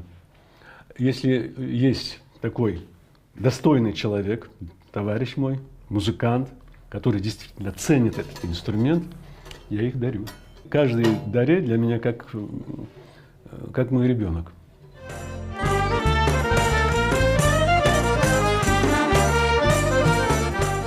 Там, где солируют именно даре. Это Карлы Боран, Чакылташ. Чакылташ. Этот дареджи должен играть, как щебенка должны звуки вылетать.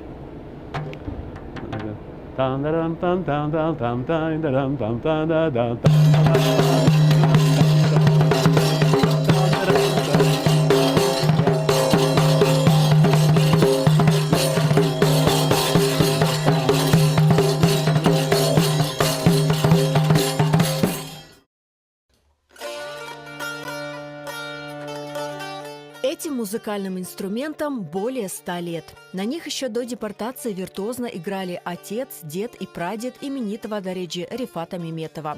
Любовь к музыке в семье Меметовых передавалась из поколения в поколение. У нас в семье все играли на этом инструменте, потому что мой дедушка был дареджи Мемет Аширов.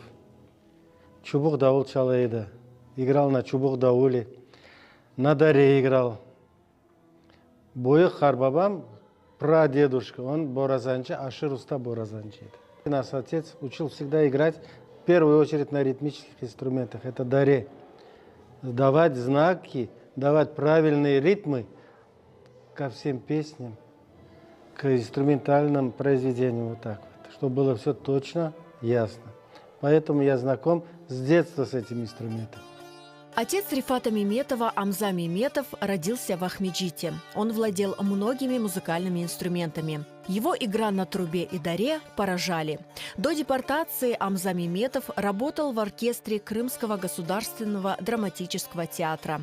Ему тогда было всего 12 лет. Это 36-37 года, вот эти года.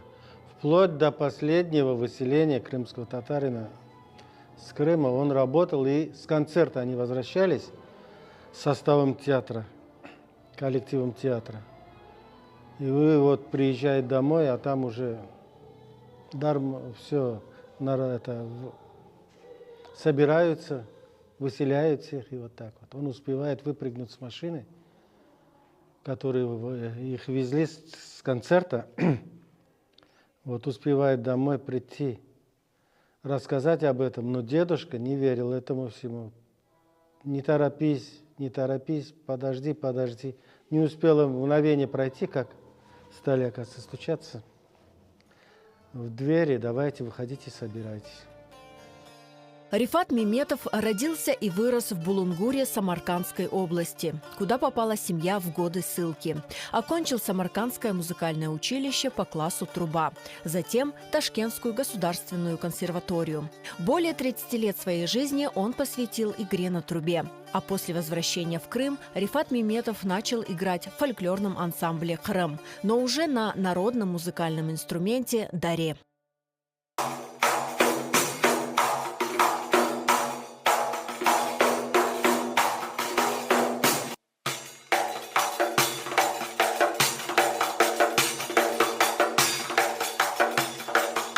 Честно говоря, откровенно говоря, сильно я не думал, что я перееду в Крым и буду играть на daire. У меня профессиональный трубач со стажем, преподаватель и так далее. Но так как при переезде сюда получилось так, что я по классу трубы себе работу не смог найти преподавателем. Музыкант признается, daire – сложный инструмент, требующий большой выдержки и упорства. Ну, специфику я-то daire знал уже с детства. Это очень сложный физический инструмент. Его на весу надо держать и исполнять. Инструмент такой, всесторонний, универсальный, где можно только навыки и стремления. Здоровье, конечно. Это 99% труда, 1% таланта.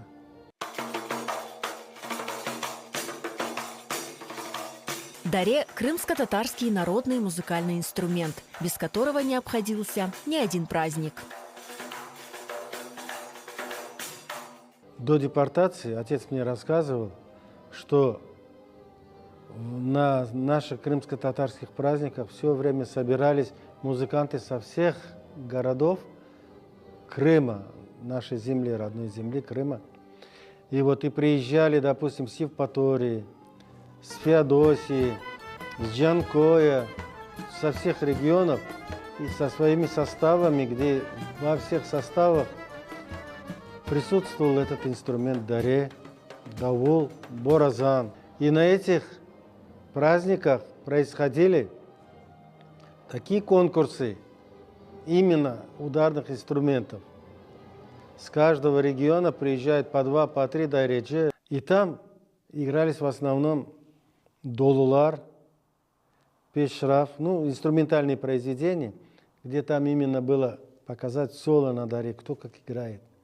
И вот они выходили и исполняя эти произведения, то Кезлевден кеген дайречилер ортага, допустим, с Евпатории приехал, выходит, играют виртуозно. То с Кефе, Храе means to play.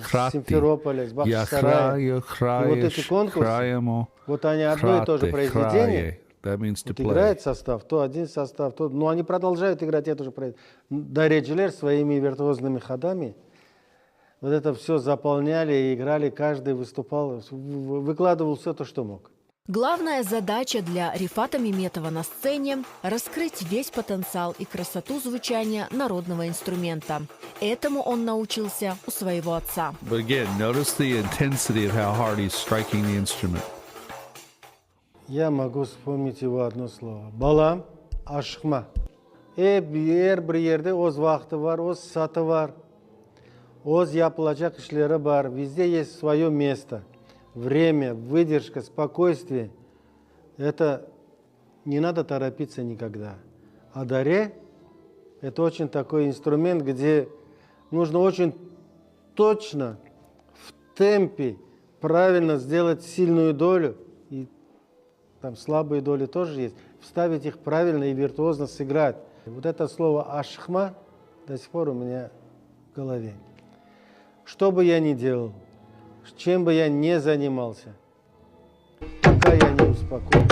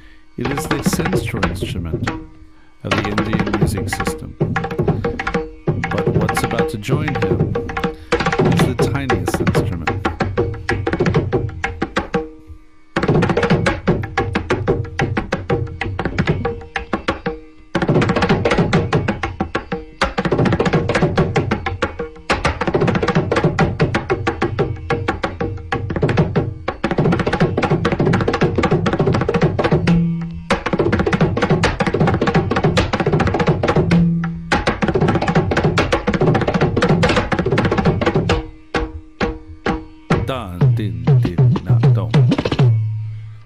G. Harishankar Rao, the greatest kanjira player of our century.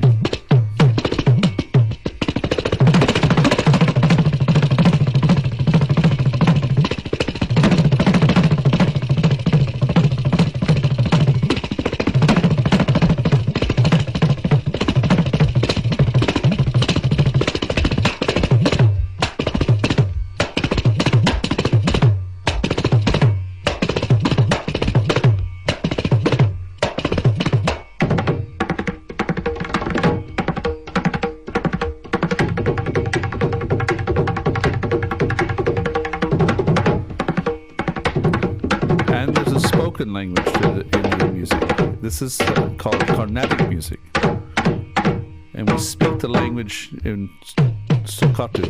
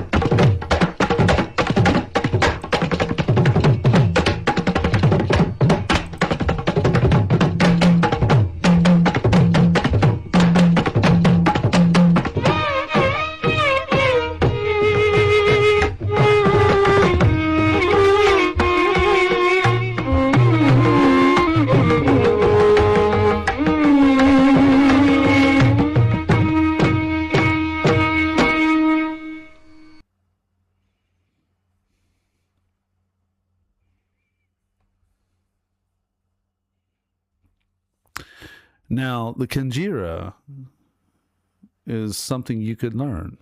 In fact, here's my teacher teaching in my living room.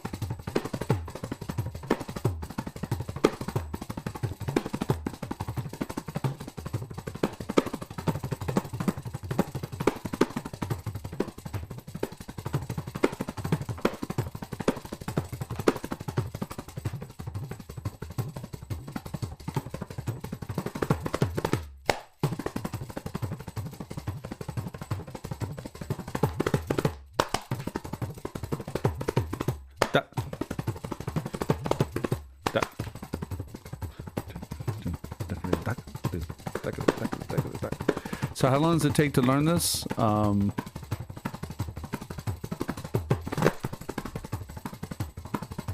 lot.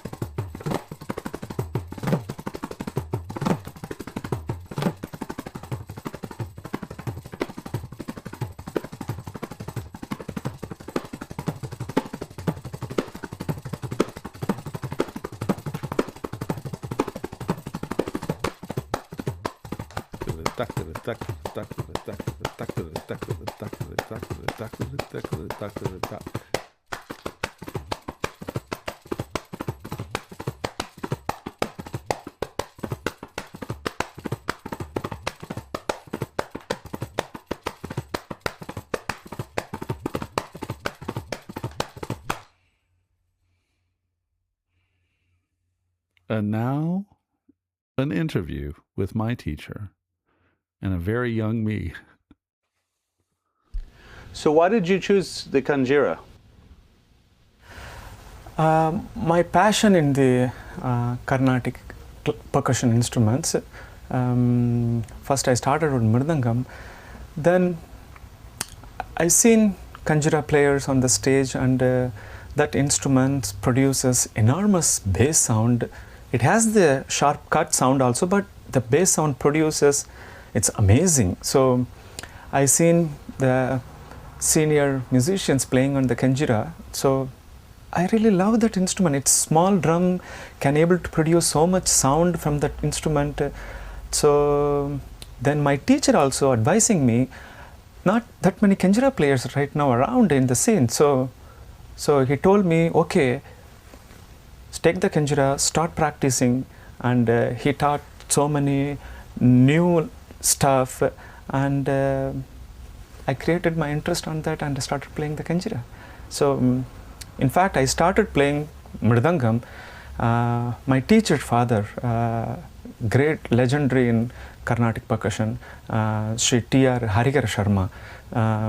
He is my teacher father. So he first gave the mridangam to me, and he start first the beginning stroke of this instrument on one day. I can still remember on the day of Vijayadashmi day is a day, auspicious day to start learning the arts. So he started mridangam, then slowly I started playing the mridangam.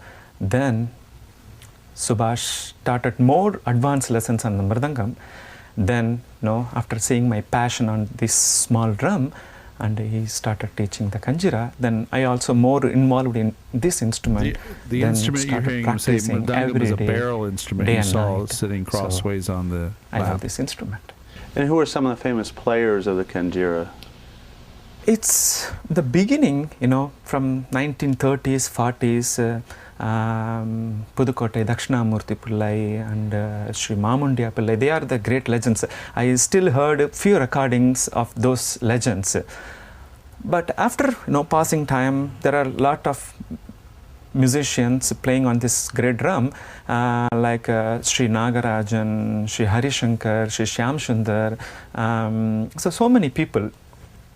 But I really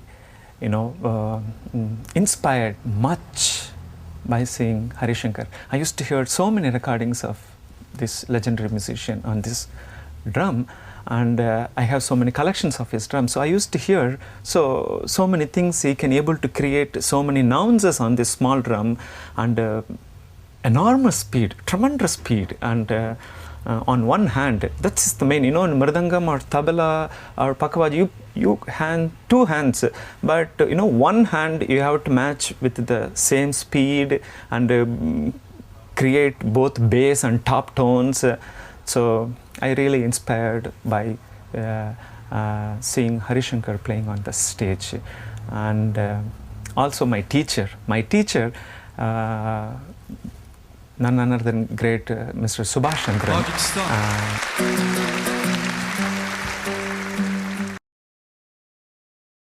Sorry, friends, my fault. Sharma, and from T.R. Harigara Sharma, Sri T.H. Subhash Chandran, and from Subhash Chandran I learned. So the lineage continues, the school of thought continues. Same Sharma, and from T.R. Harigara Sharma's T.H.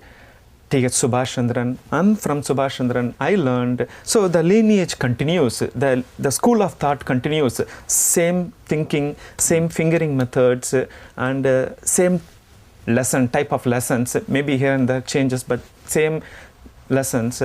So my teacher, and of course he is my uncle, he taught so many stuff in the same school of tradition.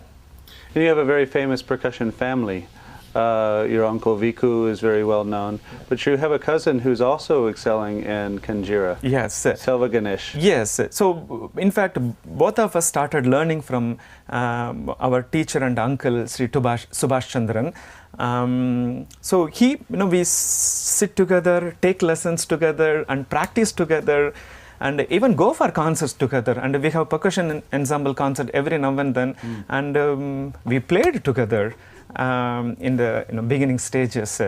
And both of us having the same, fusing this drum with the other musicians, not only confined with the traditional stuff, trying with the other kind of music, jazz music or fusion music or Cuban or African or South American, anything. So we try to fuse many things.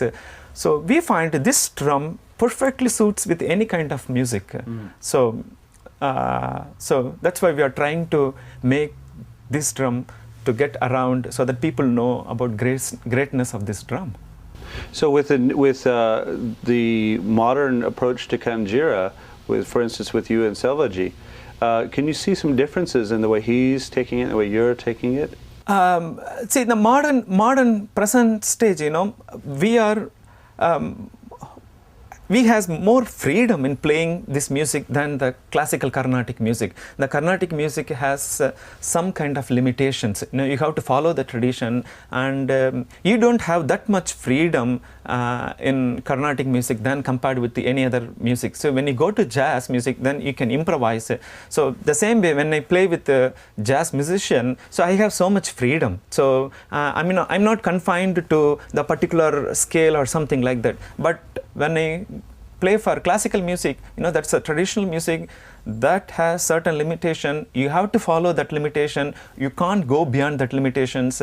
And also for classical music, this is the secondary instrument, secondary percussion. This is a sub-accompanying instrument. The main instrument is the mridangam. So you have to follow the mridangam artist. You have to follow the main artist, and this is just a supporting instrument. But when it takes to the other instrument, I played this as the main instrument with the other musicians. So I have the freedom. So I can express whatever comes in the mind through this instrument.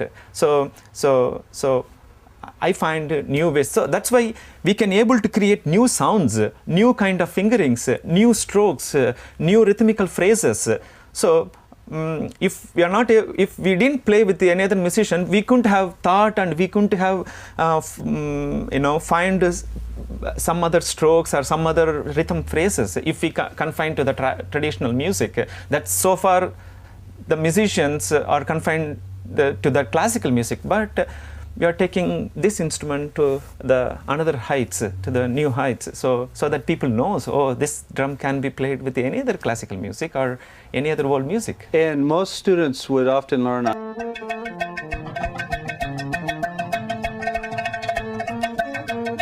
And this is a performance I recorded with both of my teachers, and my main teacher in the middle, his teacher as well, Subhash, we lost him during COVID, so yeah.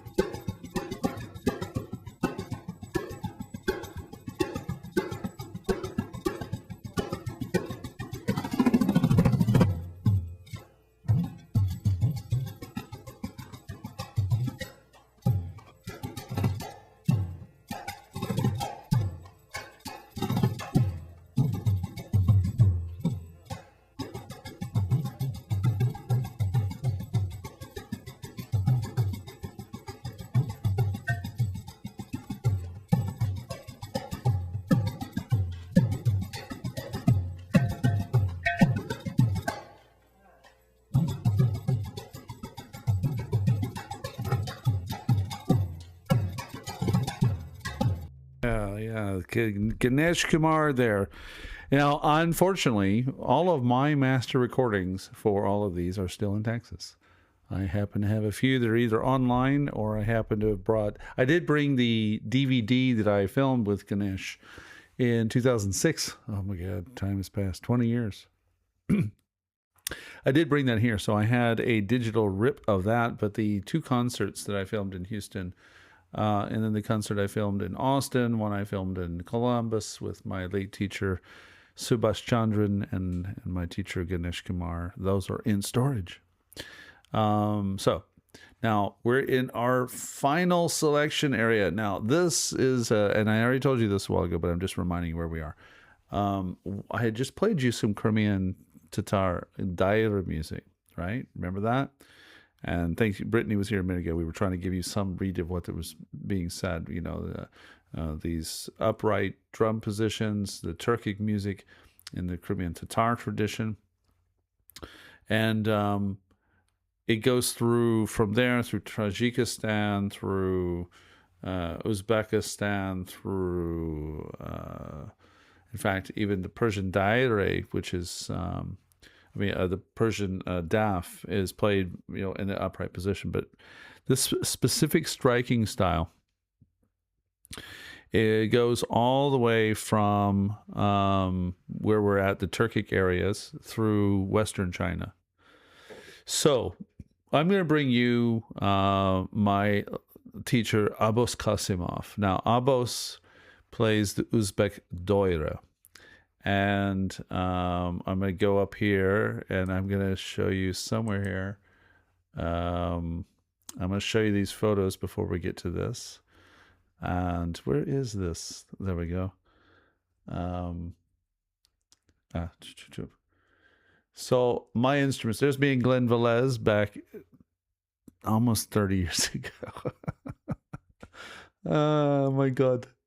It's Lane Redmond there with Alessandra Belloni and with Jennifer Caputo, by the way. That's my gaval made by Cooperman. That is, God, how old was I? 30 maybe? I'm 56, by the way. That's me and Randy Crafton, Tommy Brunges, Brad Dutz, and Glenn Fitton. And Glenn Fitton actually is why I ever got to work with the great Bernie Worrell from P-Funk, because Glenn was in the Bernie Worrell Orchestra. And here are all of the legends. Let's see. I'm going to see if I can't. I got a little bit of there. See if I can't scoot that around just a little bit, because we got some. Whoop, yank my whole set around.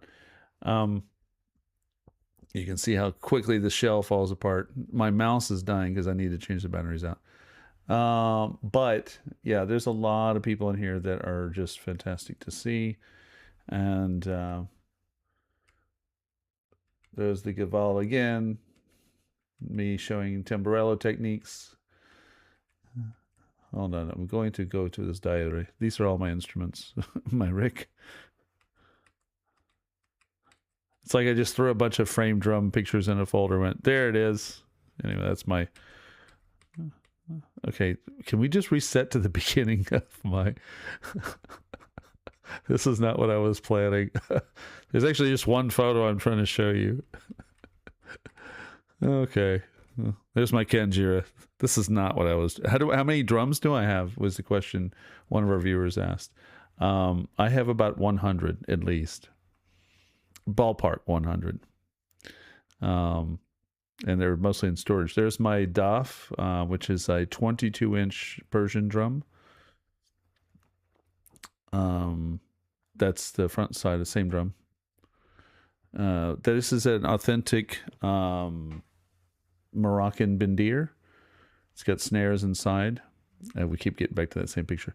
Kanjira with a monitor lizard. That same picture just like keep reappearing. Egyptian Rick.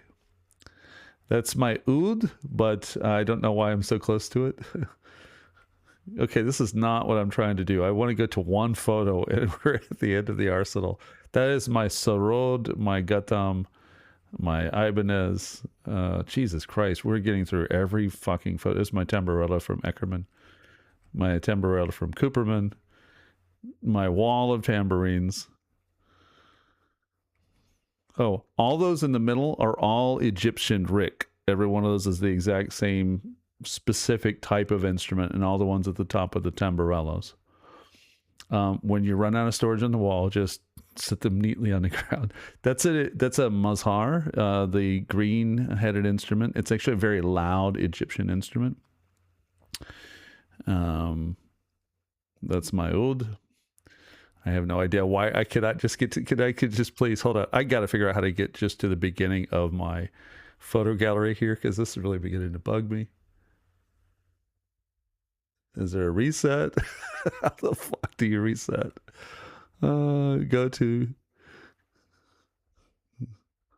This is not how I wanted to do this. This is so funny. Because it's showing literally everything.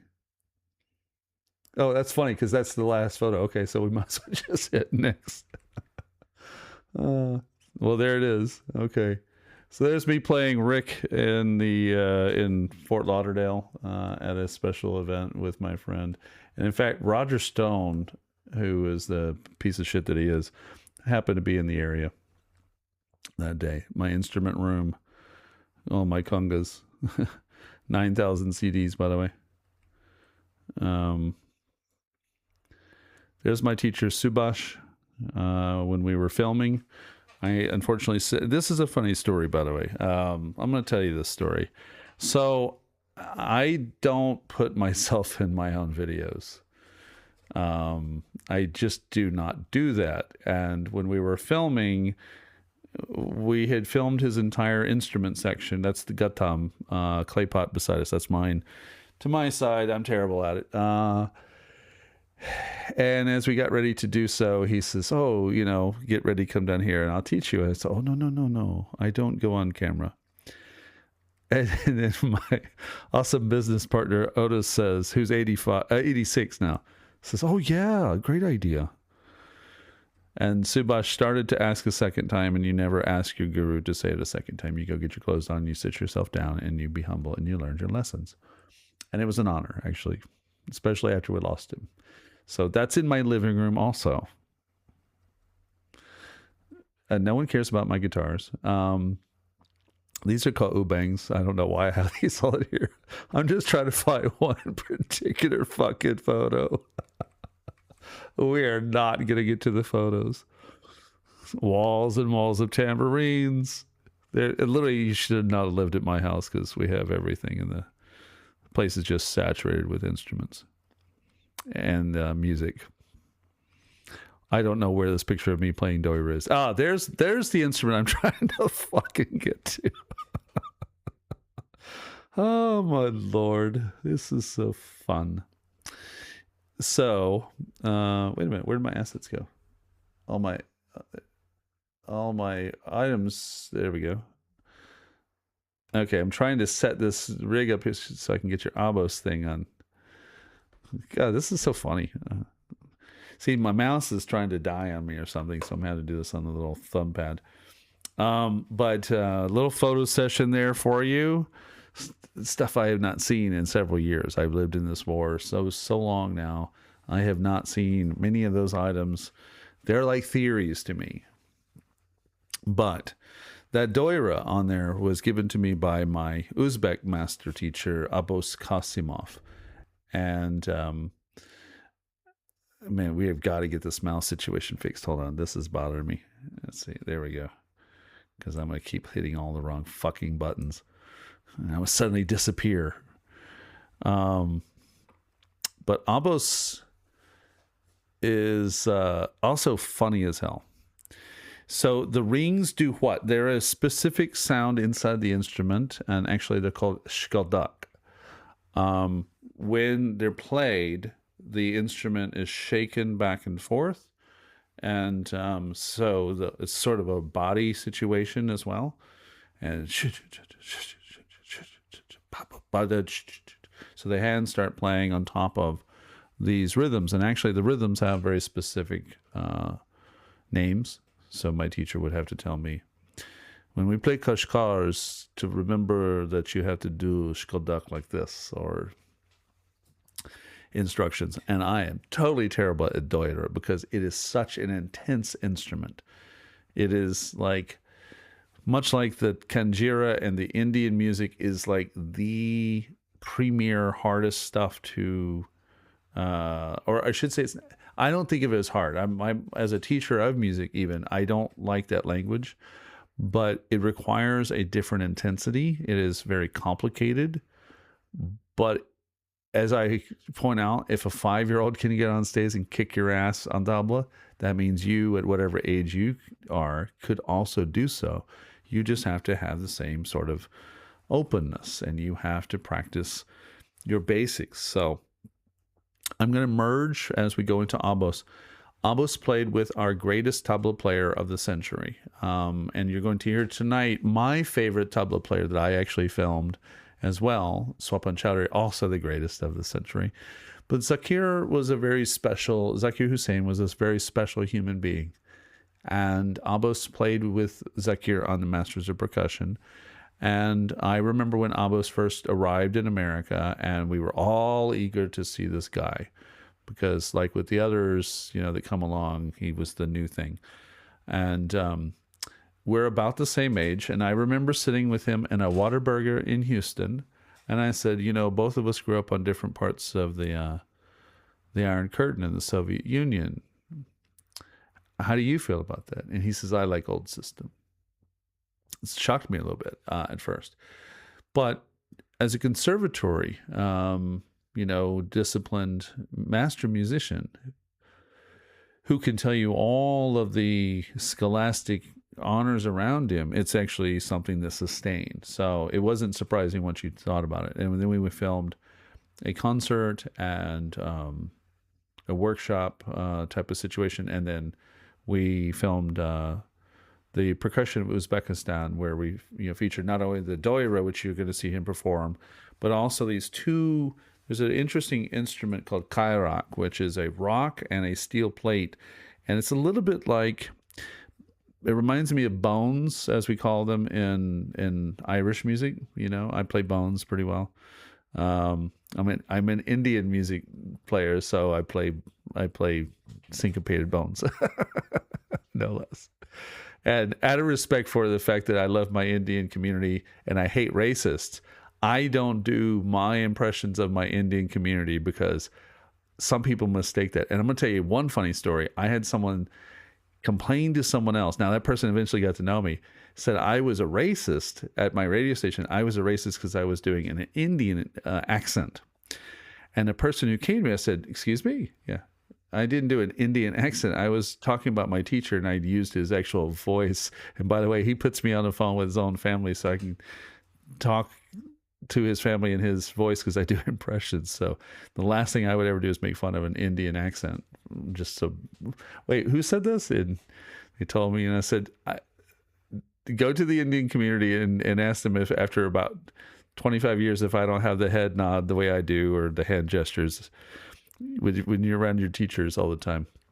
But what that person heard was actually funny. That was not racist at all. I was explaining why I can often tell where someone from India is from by how they pronounce certain things, because I can hear the difference between like Bengali, Punjabi, Gujarati, Hindi, Malayali, Tamil, and I'm not fluent in all those. I mean, like I can get around in Hindi, on my please and thank yous and such, and I can read Devanagari, but it's that the sounds are very specific. So my teachers sound different to me. I can pick them up off the phone, and immediately I know not only which one it is because they're my friend, but I kind of shift into a tonality, much like living in Ukraine. I sound more Ukrainian. That's, like with Ganesh, it's, perfect, perfect, it's, Subhash, we were talking the other day, and there's a way he sounds. Like when I get off the phone, I don't sound like Chris who got on the phone.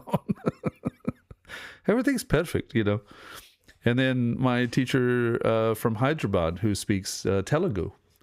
There's also ways that Srinivas would speak that he actually was the one who would put me on the phone with his family in Hyderabad, which was always really weird. And I was just sharing that story with someone, and this girl who I do respect, woman, we're all older now, just didn't know me, and someone said, "Oh, Chris, yeah, now Chris loves Indian people. Like, there's no way he was making fun of anyone." And there's a difference between just using sounds and another thing like insulting stuff. Now there's I actually could say, aside from fucking Russians, I like the sound of people around the world.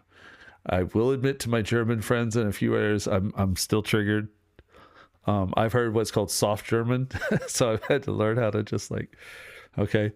But sounds around the world fascinate me. That's why I was a world music show host for so long, is that I love the texture and sounds of music.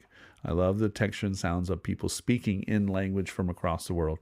And unlike some people, I don't have a need for it to be translated so easily to me. I watch film all the time from parts of the world. I have no idea what they're saying, but I do. And I'm saying it that way because I think most of us can understand that. Every child's born into the world not knowing a fucking word, except eventually no, feed me, and some basics, and then eventually you get complex and you realize you want to date and you got to learn some poetry. So, much like that, so is music. So in our final segment here, we're going to watch Abos Kosimov, and then I'm going to come back and we're going to close out with Shaheen from my friend's Hands Ensemble with Homan Pormedi, Swapan Chowdhury, as a tribute to my late friend, another master frame drum teacher. I just don't have a video with him right now, who was in the audience when we filmed this. I will tell you about that concert in a minute. But first, from Uzbekistan, Tashkent, Abos Kosimov. الپامش میدیا تقدیم ede ضرب شو. And Abos puts on a big show, by the way. Now think about how big this show is around the tambourine.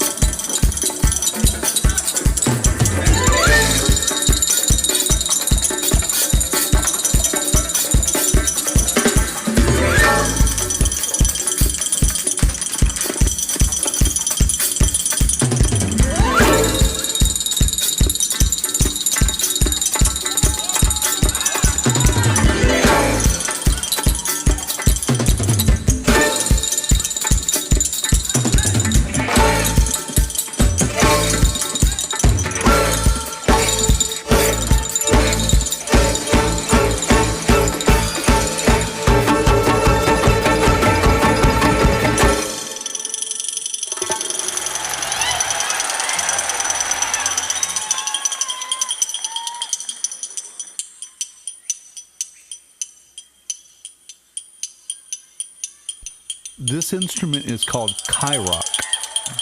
Kyrock. It's a stone and steel plate.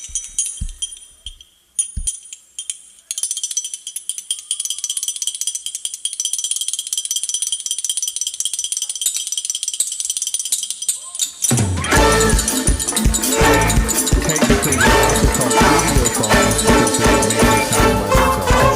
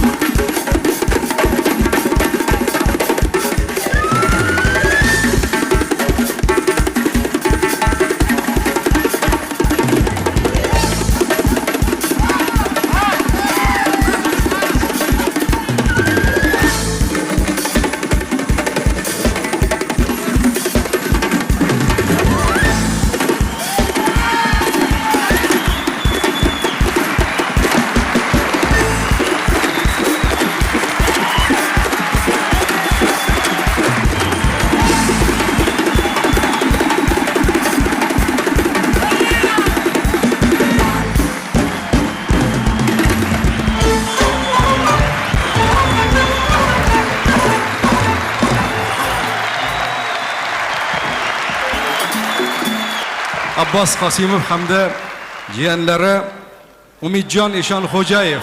Marhamat.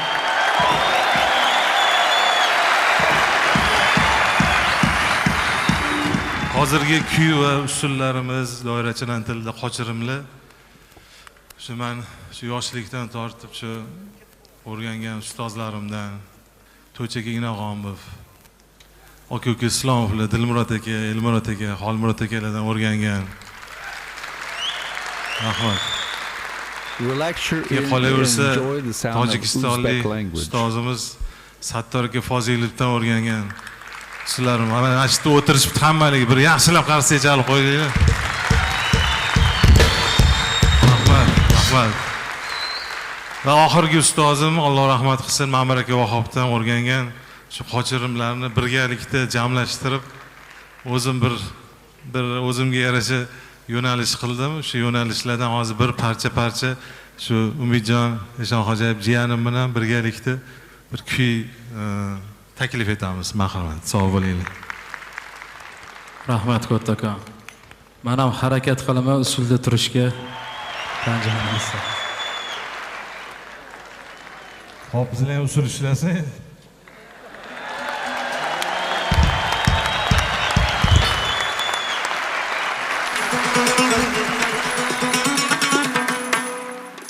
Oldirayın dirmisan, kuydirayın dirmisan.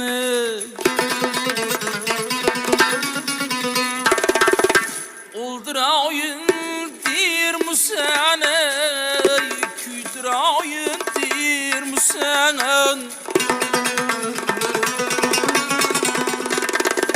Yana boshimga balolar yog'dirayın dirmisan. Ko'zlaring jallod etib, kipriklaring bidod etib,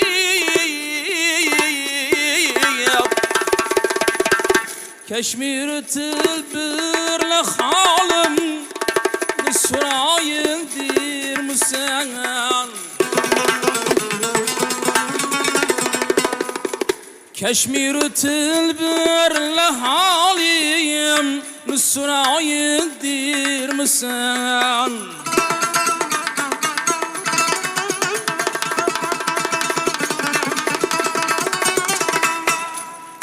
Osmondan yerga tashlab el aro rasvo qilib qush kabi borib parimning yuldiroyin dirmisan.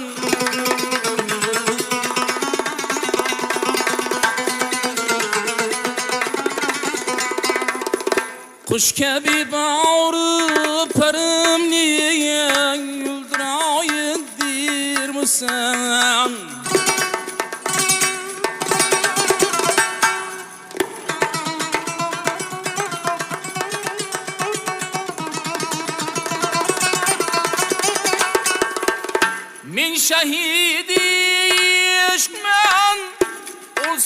kefenge çulgamenge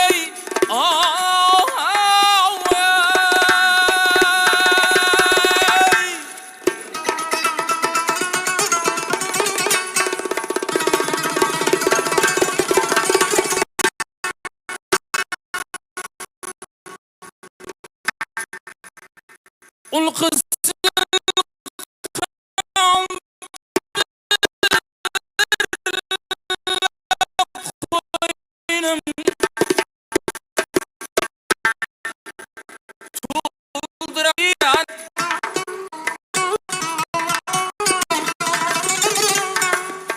sandın uzgani eğer köynüme salsam ibari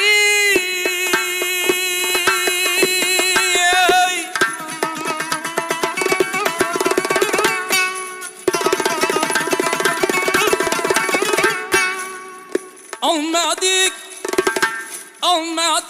üçbü tanımlayan tıldıra müsane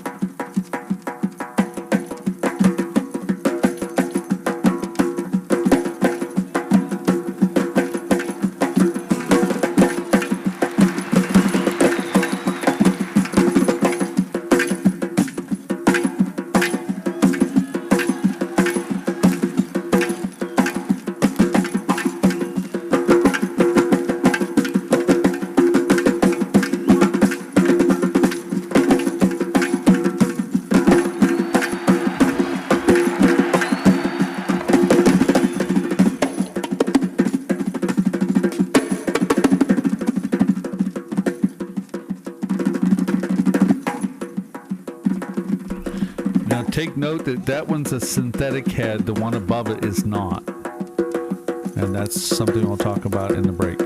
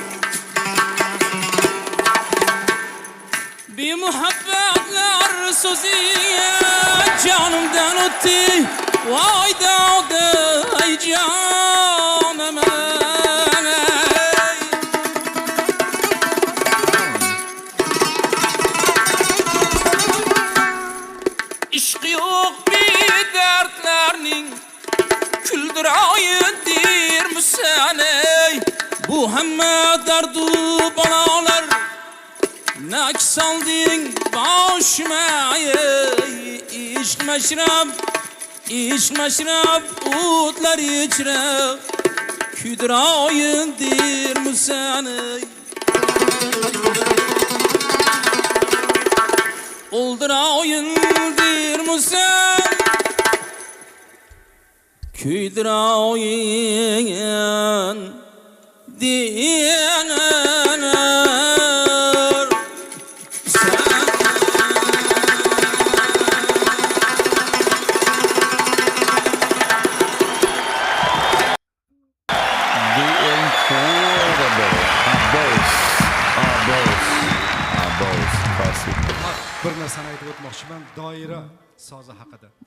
Abos.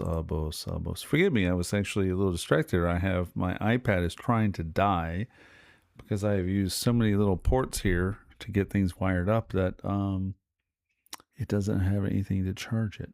But not worried about that.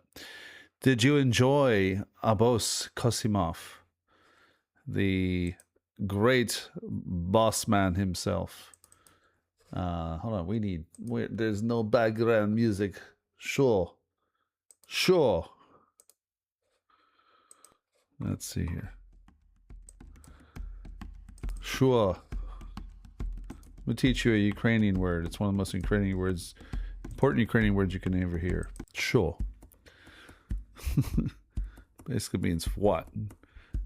But it's how you say it, you know. Sure. Sure. Anyway. Let's see here. Webs.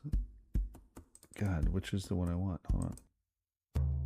There we go.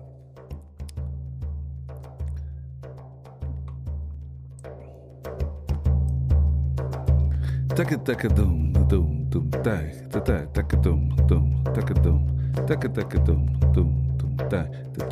doom doom.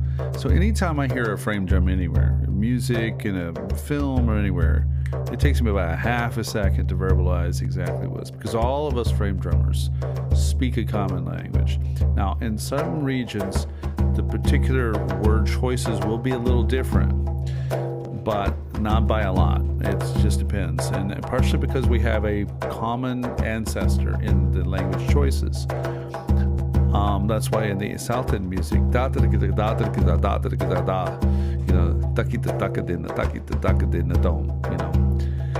but in the frame drum music that's part of the Arab tradition or the Central Asian tradition, takadum dum takadum takadum dum dum ta ta takadum dum takadum takita takadum. So in this, you basically really, it's onomatopoeic. Takadum dum takadum dum takadum dum. And when you heard the South Indian guys especially, there's it's a camaraderie on the leg, and also North Indian, which you're going to hear in a minute. So our final segment tonight is going to be a performance I put together with the great friends at the Percussive Arts Society, including my friends from a group known as the Hands Ensemble, the World Percussion Committee of Percussive Arts Society, which is a massive, basically designed for classical music percussionists, but us world guys, we kind of broke our way into. Eagle says, Eagle says, I like South African drumming. Yeah, boy.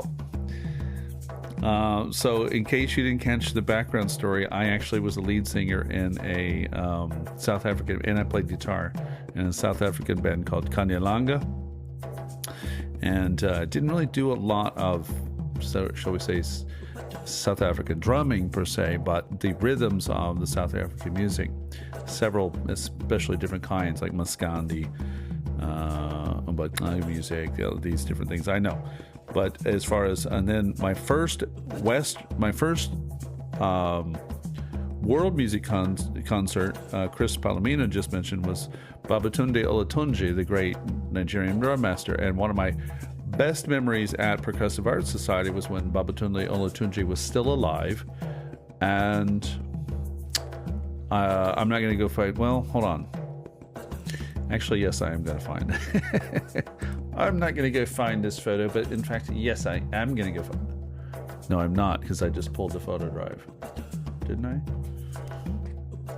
Yes, I did pull the photo drive. Okay. So, no, I'm not pulling the photo up, because I already pulled the photo drive. But once upon a time, there was a photo drive. Hold on. I think I can at least pull up one photo, because it's not on that drive. Also, you'll hear Glen Velez using the overtone singing. I'm not going to do it now because it's late. It's 2:40, so my neighbors probably already don't like me. Actually, my neighbors and I get along, but they all know I'm the crazy national security guy. You know, the one that doesn't go into shelters, stares out the window of the balconies when the missiles and drones are flying. Not exactly normal. And I do not have that photo, unfortunately. I was going to share a photo of Babatunde. I have this great photo of Babatunde Olatunji at Basic. But anyway.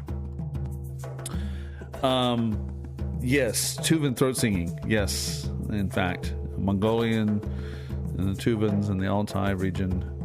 So before my tablet tries to die, and it's holding on, that's really nice. I'm going to play two other small segments, and actually, no, I'm sorry, I'm going to play one other small segment, and then I'm going to Swapan Chowdhury. So this other segment is the promo for the DVD by Abos, and I don't have my high quality version, so it's whatever version we have. And then we're going to go to Swapan Chowdhury. But let me finish the story about John Bergamo. So Glen Velez, who we started this show with, was one of the masters who sort of fused these traditions. But the other one is my late friend, John Bergamo. And John Bergamo was, shall we say, a wee guy of about so tall. But in my mind, and I think everyone who studied with him or friends with him, he was so much bigger than that. And he was the funniest guy. He played with Frank Zappa at one point. He was a classical musician and repertoire.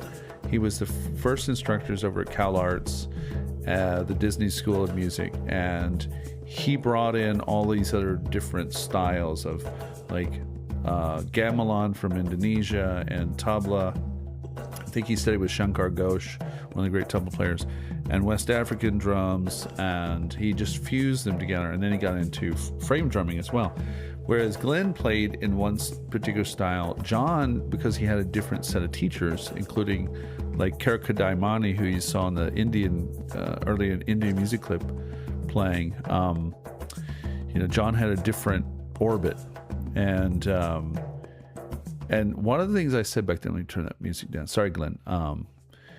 One of the things that happened back there, and I want to share with you before I do this clip, is how this concert happened. There had been a great master named John Wire who played with a group called Nexus, a percussive supergroup out of Canada. And John had been given the Hall of Fame award by the Percussive Arts Society after he died. And I asked in that committee, shouldn't we do that when people are alive so that they can enjoy it, or something? Seemed a little bit inventive.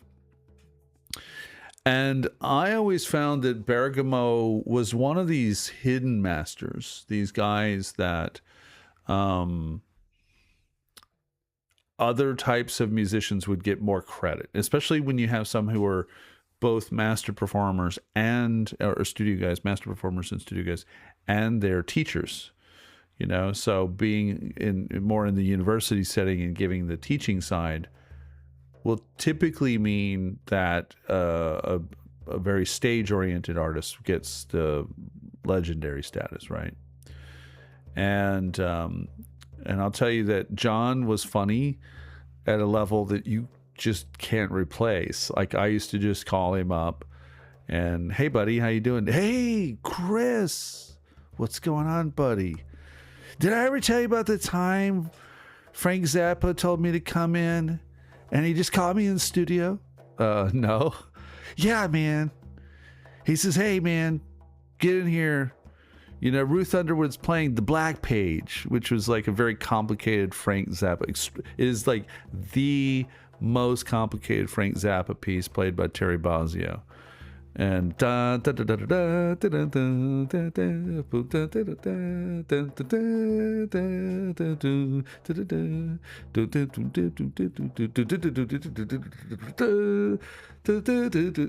just like the craziest chart on earth. Steve Vai got into Frank Zappa's band by actually charting it as a guitar player. And everyone who tries to learn the Zappa material tries to learn Black Page. And here's John Bergamo telling me this story. He says, Frank Zappa calls me up. I'm asleep in the studio. He says, hey man, get up. Yeah. Ruth's playing the Black Page in the studio. Yeah. With her tits. And it's just to make me laugh, right? It's like, first off, Ruth Underwood is again, just like with these other musicians, 0.01% best musician quality on the planet.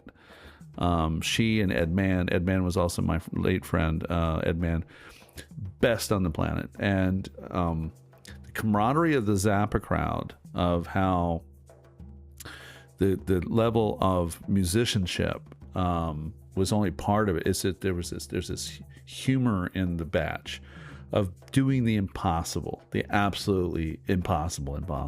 That's why you get called in to play with Frank Zappa's band, is because you can do the impossible. And that's John Bergamo. So on my old YouTube channel, Om Radio Com, which is my long-time web company, is that there's, for musicians, basically all these people you're seeing, is the video of me hosting a panel with these professors who were the first ones in the 50s and 60s to bring in tabla and gamelan and these other traditions. Before people of my generation, I'm born in 69, when we get to college level, we can kind of go in and, I was the first one to study tabla at my school. There was no one had ever done that. But in other colleges, they had. Wesleyan was great for that. In Toronto, they have York, and there's a whole bunch of places that they're especially like Wesleyan, great place to study international, or like ethnomusicology stuff. So I said, let's honor John Bergamo. Well, I get told, pass. Oh, okay. Just went on into the summer. And then in September that year, I get called and said, I think it was 2007, if I remember. I'm not sure what year it was. And Hurricane Ike had just hit us, and we had no power. And I get called by the head of the percussion committee and said, is my concert ready?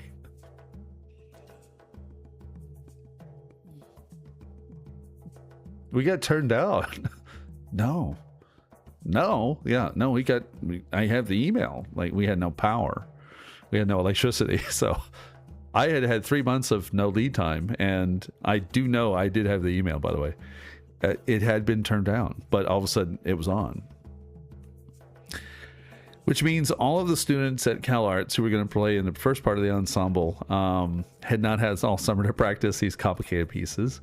And the late David Johnson, who was the head of the Percussive Arts Society committee, world group ensembles, etc. He was a great master performer or master instructor. He had no time.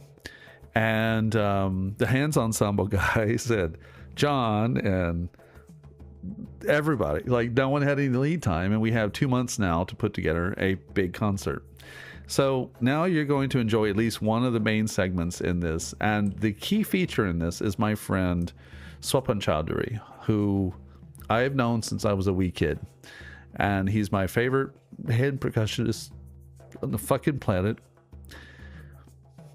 And I asked him, can you do this concert with John? And I'm going to say this with the most loving respect of my master teacher. And I never took a lesson with Swapan, but I ran his website and got if he wasn't one of my teachers along the way, just by being Swapan. Percussive Arts Society had chosen his students the year before, I think it was either the year before or 2 years before, for a presentation and turned his down. Now, bad form, major shit show level bad form. And it's not because he's got an ego. He's very aware of who he is. He played as the head accompanist for the greatest Indian musician of our times, Ali Akbar Khan. Now, when you think of Indian music, there's Ali Akbar Khan, and then there's Ravi Shankar. Now, in the West, everyone heard Ravi Shankar. Who's Ravi Shankar's teacher? Ali Akbar Khan's father. Ali Akbar Khan is shit, that's it. He's the best. This is his number one guy who played with all the concerts. Now, I tell Swapanda, I said, Swapanda, how long have you known me? Yes. On my wall here, there's a photo of Kansam, Ali Akbar Khan. There's a photo of John G, John Bergamo, Glen, you. There is no photo that says Percussive Arts Society, World Percussion Committee, any of those things. On my wall are my teachers and those I revere. Can we do this for John? Let me think about it. Ladies and gentlemen, here's the answer. And thank you for joining us tonight.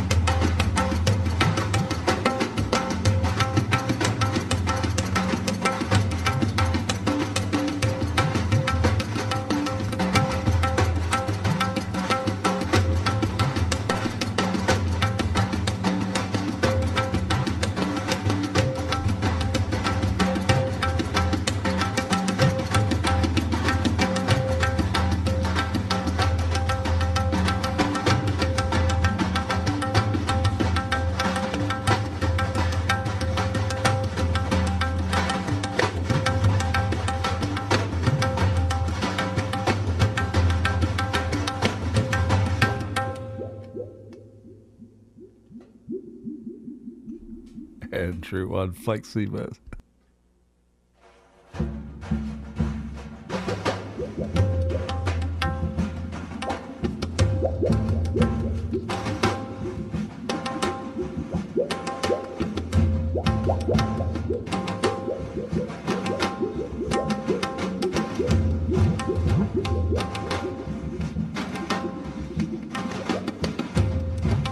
That's John Bergamo's face that you see on his student's t-shirt right there. That's Andre Brusho.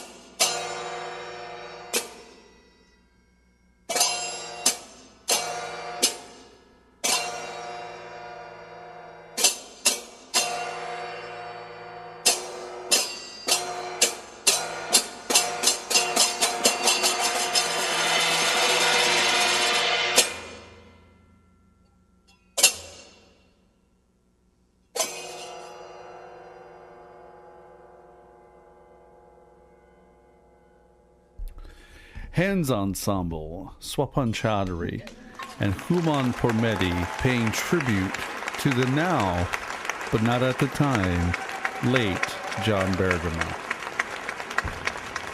Filmed by Chris Sampson and Otis Hardy-McClay, with cooperation from the CalArts facility, membership, or the head faculty dean, the late David Johnson.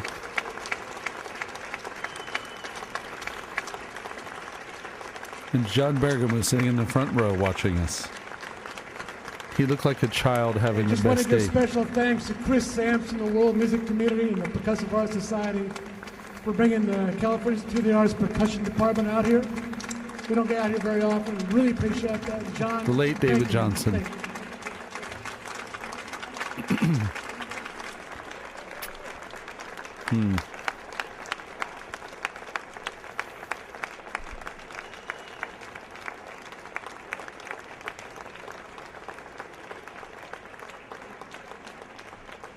The great Swapan Chowdhury.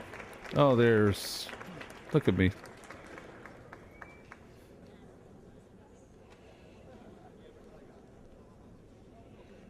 Much younger than me. A long time ago, galaxy far away.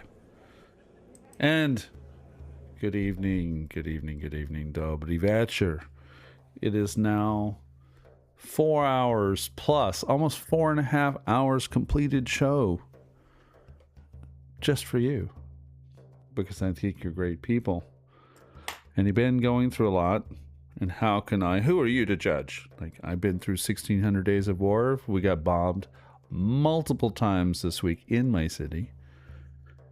You may have seen my footage of one of the locations that was struck. You may have seen 2 videos that I filmed this week. There were actually a couple others I just didn't have the camera with. We passed by.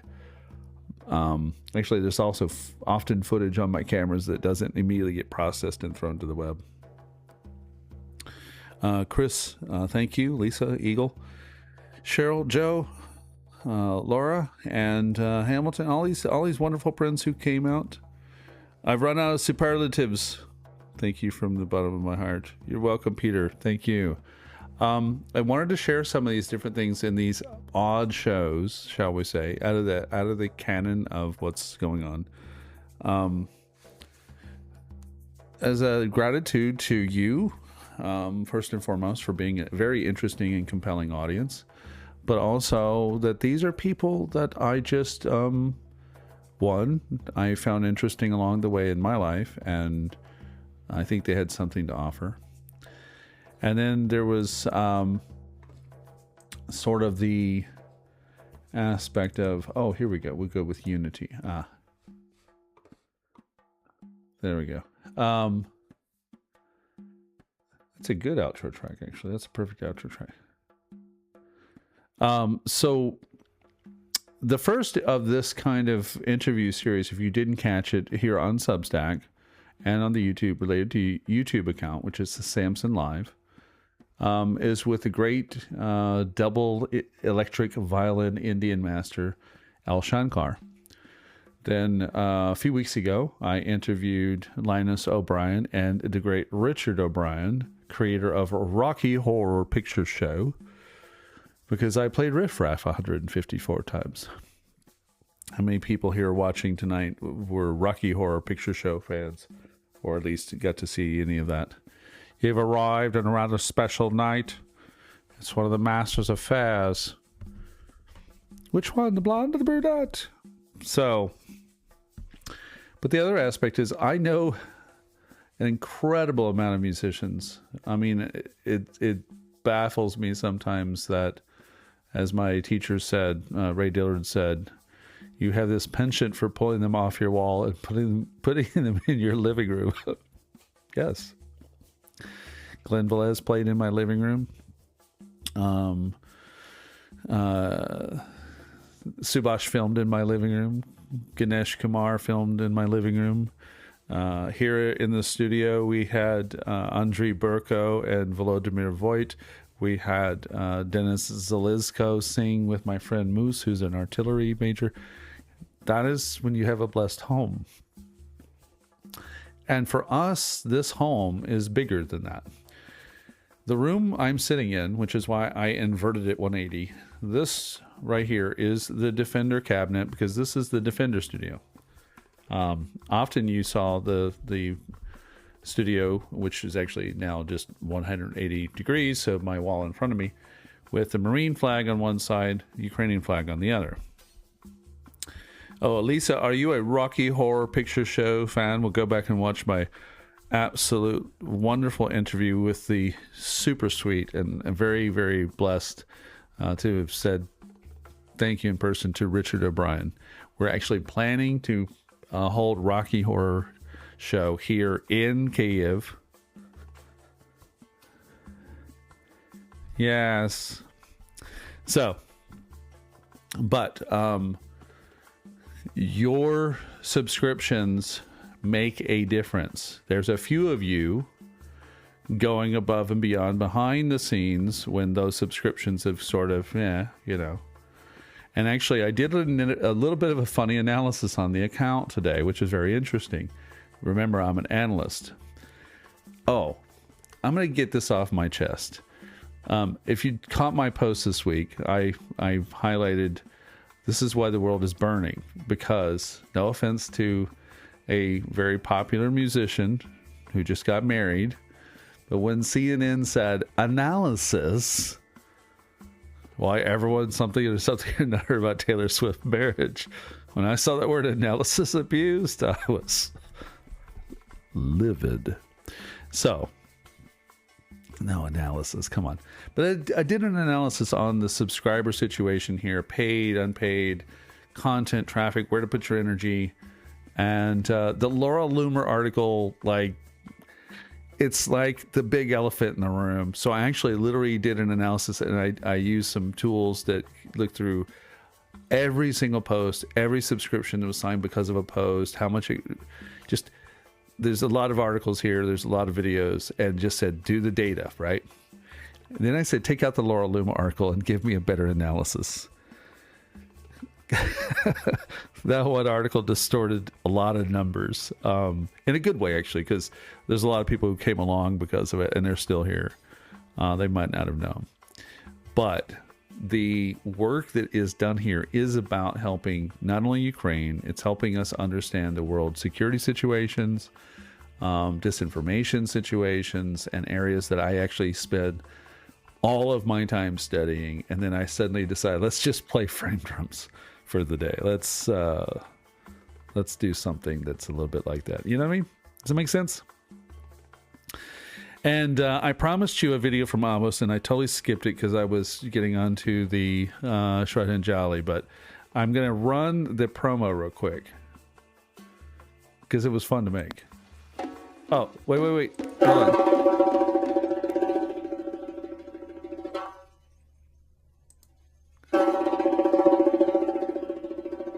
So this is, I made this with Abos.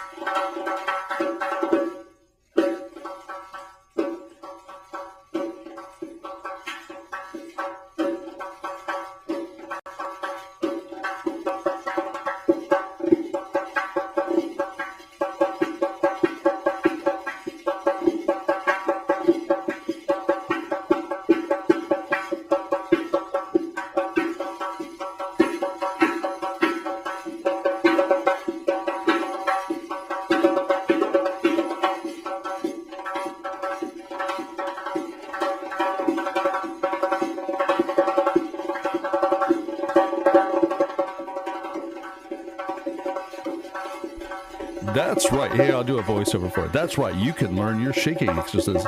Don't let that skull dot go unused. Make sure that you're ready to learn your koshkars. Do you know your Tajik rhythms? Do you understand what is at the root of the pulse in your Uzbek groove? And why play with anyone else? With this mastery course, you can learn how to play that Doyra all by yourself at a highest possible level, a caliber no one else can touch.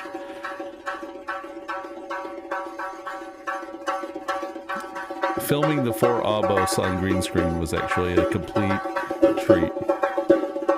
But the one solo you're hearing, he blew it away.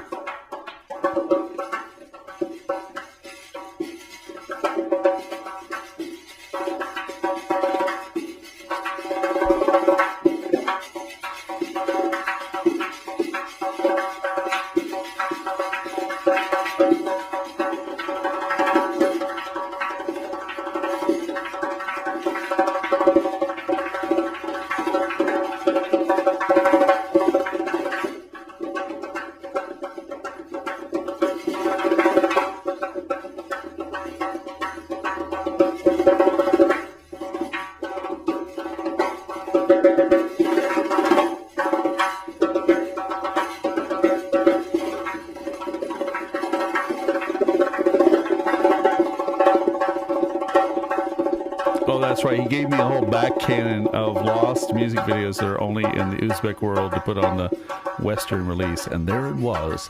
The 2 DVD set. The Doyra. Percussion from Uzbekistan with master drummer Abos Kosimov, the big boss.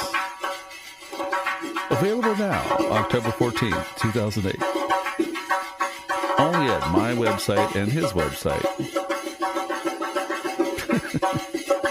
God bless you, everybody.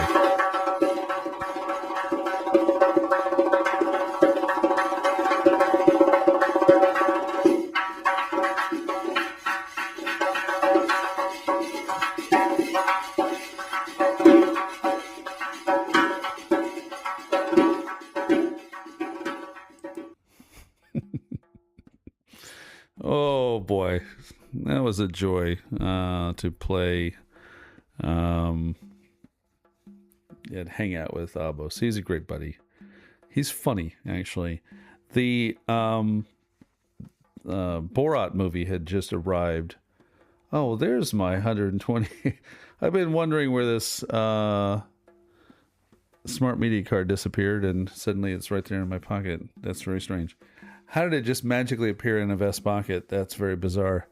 But the Borat movie came out on DVD when Abos was in Houston to film with us and perform. And thank you very much, Laura. And so we put on Borat, and in the movie, when he passes the Uzbek embassy and said, "Oh, Uzbeks, they're just assholes," Abos lost it, laughing so hard at genuinely hit him. And then when we were filming, he couldn't stop doing Borat comments the whole time. It was a fun trip to try to keep him focused on okay, we have to do this segment. Okay, what are the what are the drills we're doing now or something? And then have I told you about my sister or something? Just absolute good, beautiful, wonderful clown and sweetheart. He said, Dad of 5. He's got a big old robust family, lives in Sacramento, and again said, take that video, show the people, and thank you for doing the good work. Let me also remind you that not only do I write about terrorism, but I have a lot of different disciplines in life, and I built this site years ago, framedrums.org. It was just designed so that I could, that's what I did for a living. I mean, I worked with a lot of drummers and a lot of musicians, a lot of writers, and sometimes I said, you know what, why don't we just make sure people can learn about this? There's no money on the site. You can see, do you see anything that shows money? No, nothing for sale, really. Just about things, right? Now that I'm many years older, since I did these bad habits of mine of just putting up information things, I realize they actually cost money. The domains are $12 to $15 a year. The storage is $259 a month. I actually just paid for the storage today. Today is server storage day. And thank you to the people who keep making sure that's not really that much of a panic. A lot of these artists are no longer living. So sites that I actually ran for years, sites I ran for years, I'm not taking them down for artists that no longer are in the world. in a couple of cases, I couldn't do anything when the domains expired because, in the case of the late Colin Walcott, for instance, the family and I always have been awesome, but we just lost contact, and someone on that side didn't renew his domain, and I have the files saved, but it's in archive.org, at some point, and that one was a special one because he was killed in the 80s, and I did that with a musician because we just felt he was a name to remember. And his daughter, both of us were children, Hannah and I were about the same age. And she contacted me after the site was built and said, I'm just blown away that someone did that for my dad. And I think of it as partially the fact that she had that experience, and then the fact that we bridged our experience to a name that shouldn't be lost in history. And you'll find that in like my El Shankar interview, I happen to mention some of these musicians at that time, and Shankar played with Don Cherry, one of the great masters of jazz and world music, which again puts my work one step away through Colin Walcott's line. And a lot of these websites, like the Frame Drums site again back here, it's got information just about these parts of the countries, parts of the globe where these countries have these very distinct traditions. And, I thought about each region, but now the musicians that you saw featured tonight, they really had, they kind of like, revisiting the idea and see what we can do to have, maybe something fresh. I think of it like how when I was a young person, we had like guitar magazines and bass magazines and things you could learn the styles, or you could know what was happening with somebody. And with the internet, it's really broken apart. Different communities out there are still around, right? But it's radically different. Are you guys good this evening? Did you have a good time? I hope you had a good time. And I know I appreciate you so much. And I'll tell you what, we will, let's see here. Is it going to be, not sure what we got here.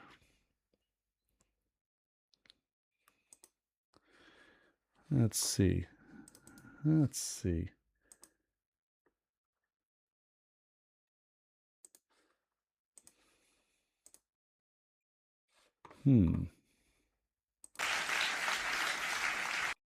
are you not wanting to play?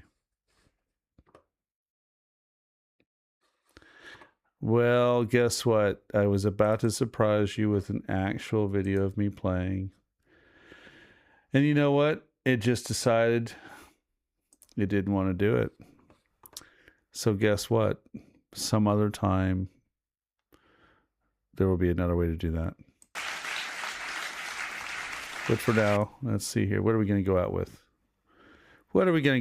I'll tell you what. I have an idea. I know exactly what we're going to go out with. We're going to go out with How We Arrived. But it will be an ensemble form. There we go. Have a good evening, everyone. See you soon. Don't forget paid subscriptions, any subscriptions, and your support and boosting. Big love. Good night.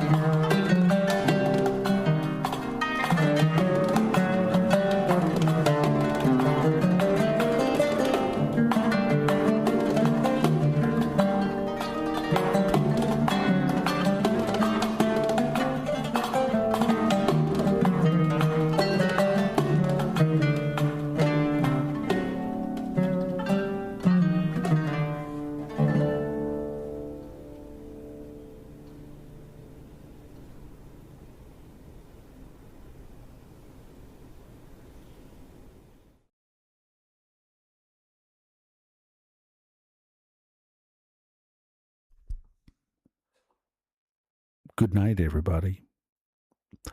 Слава Україні! Героям слава і пиздець Російської Федерації.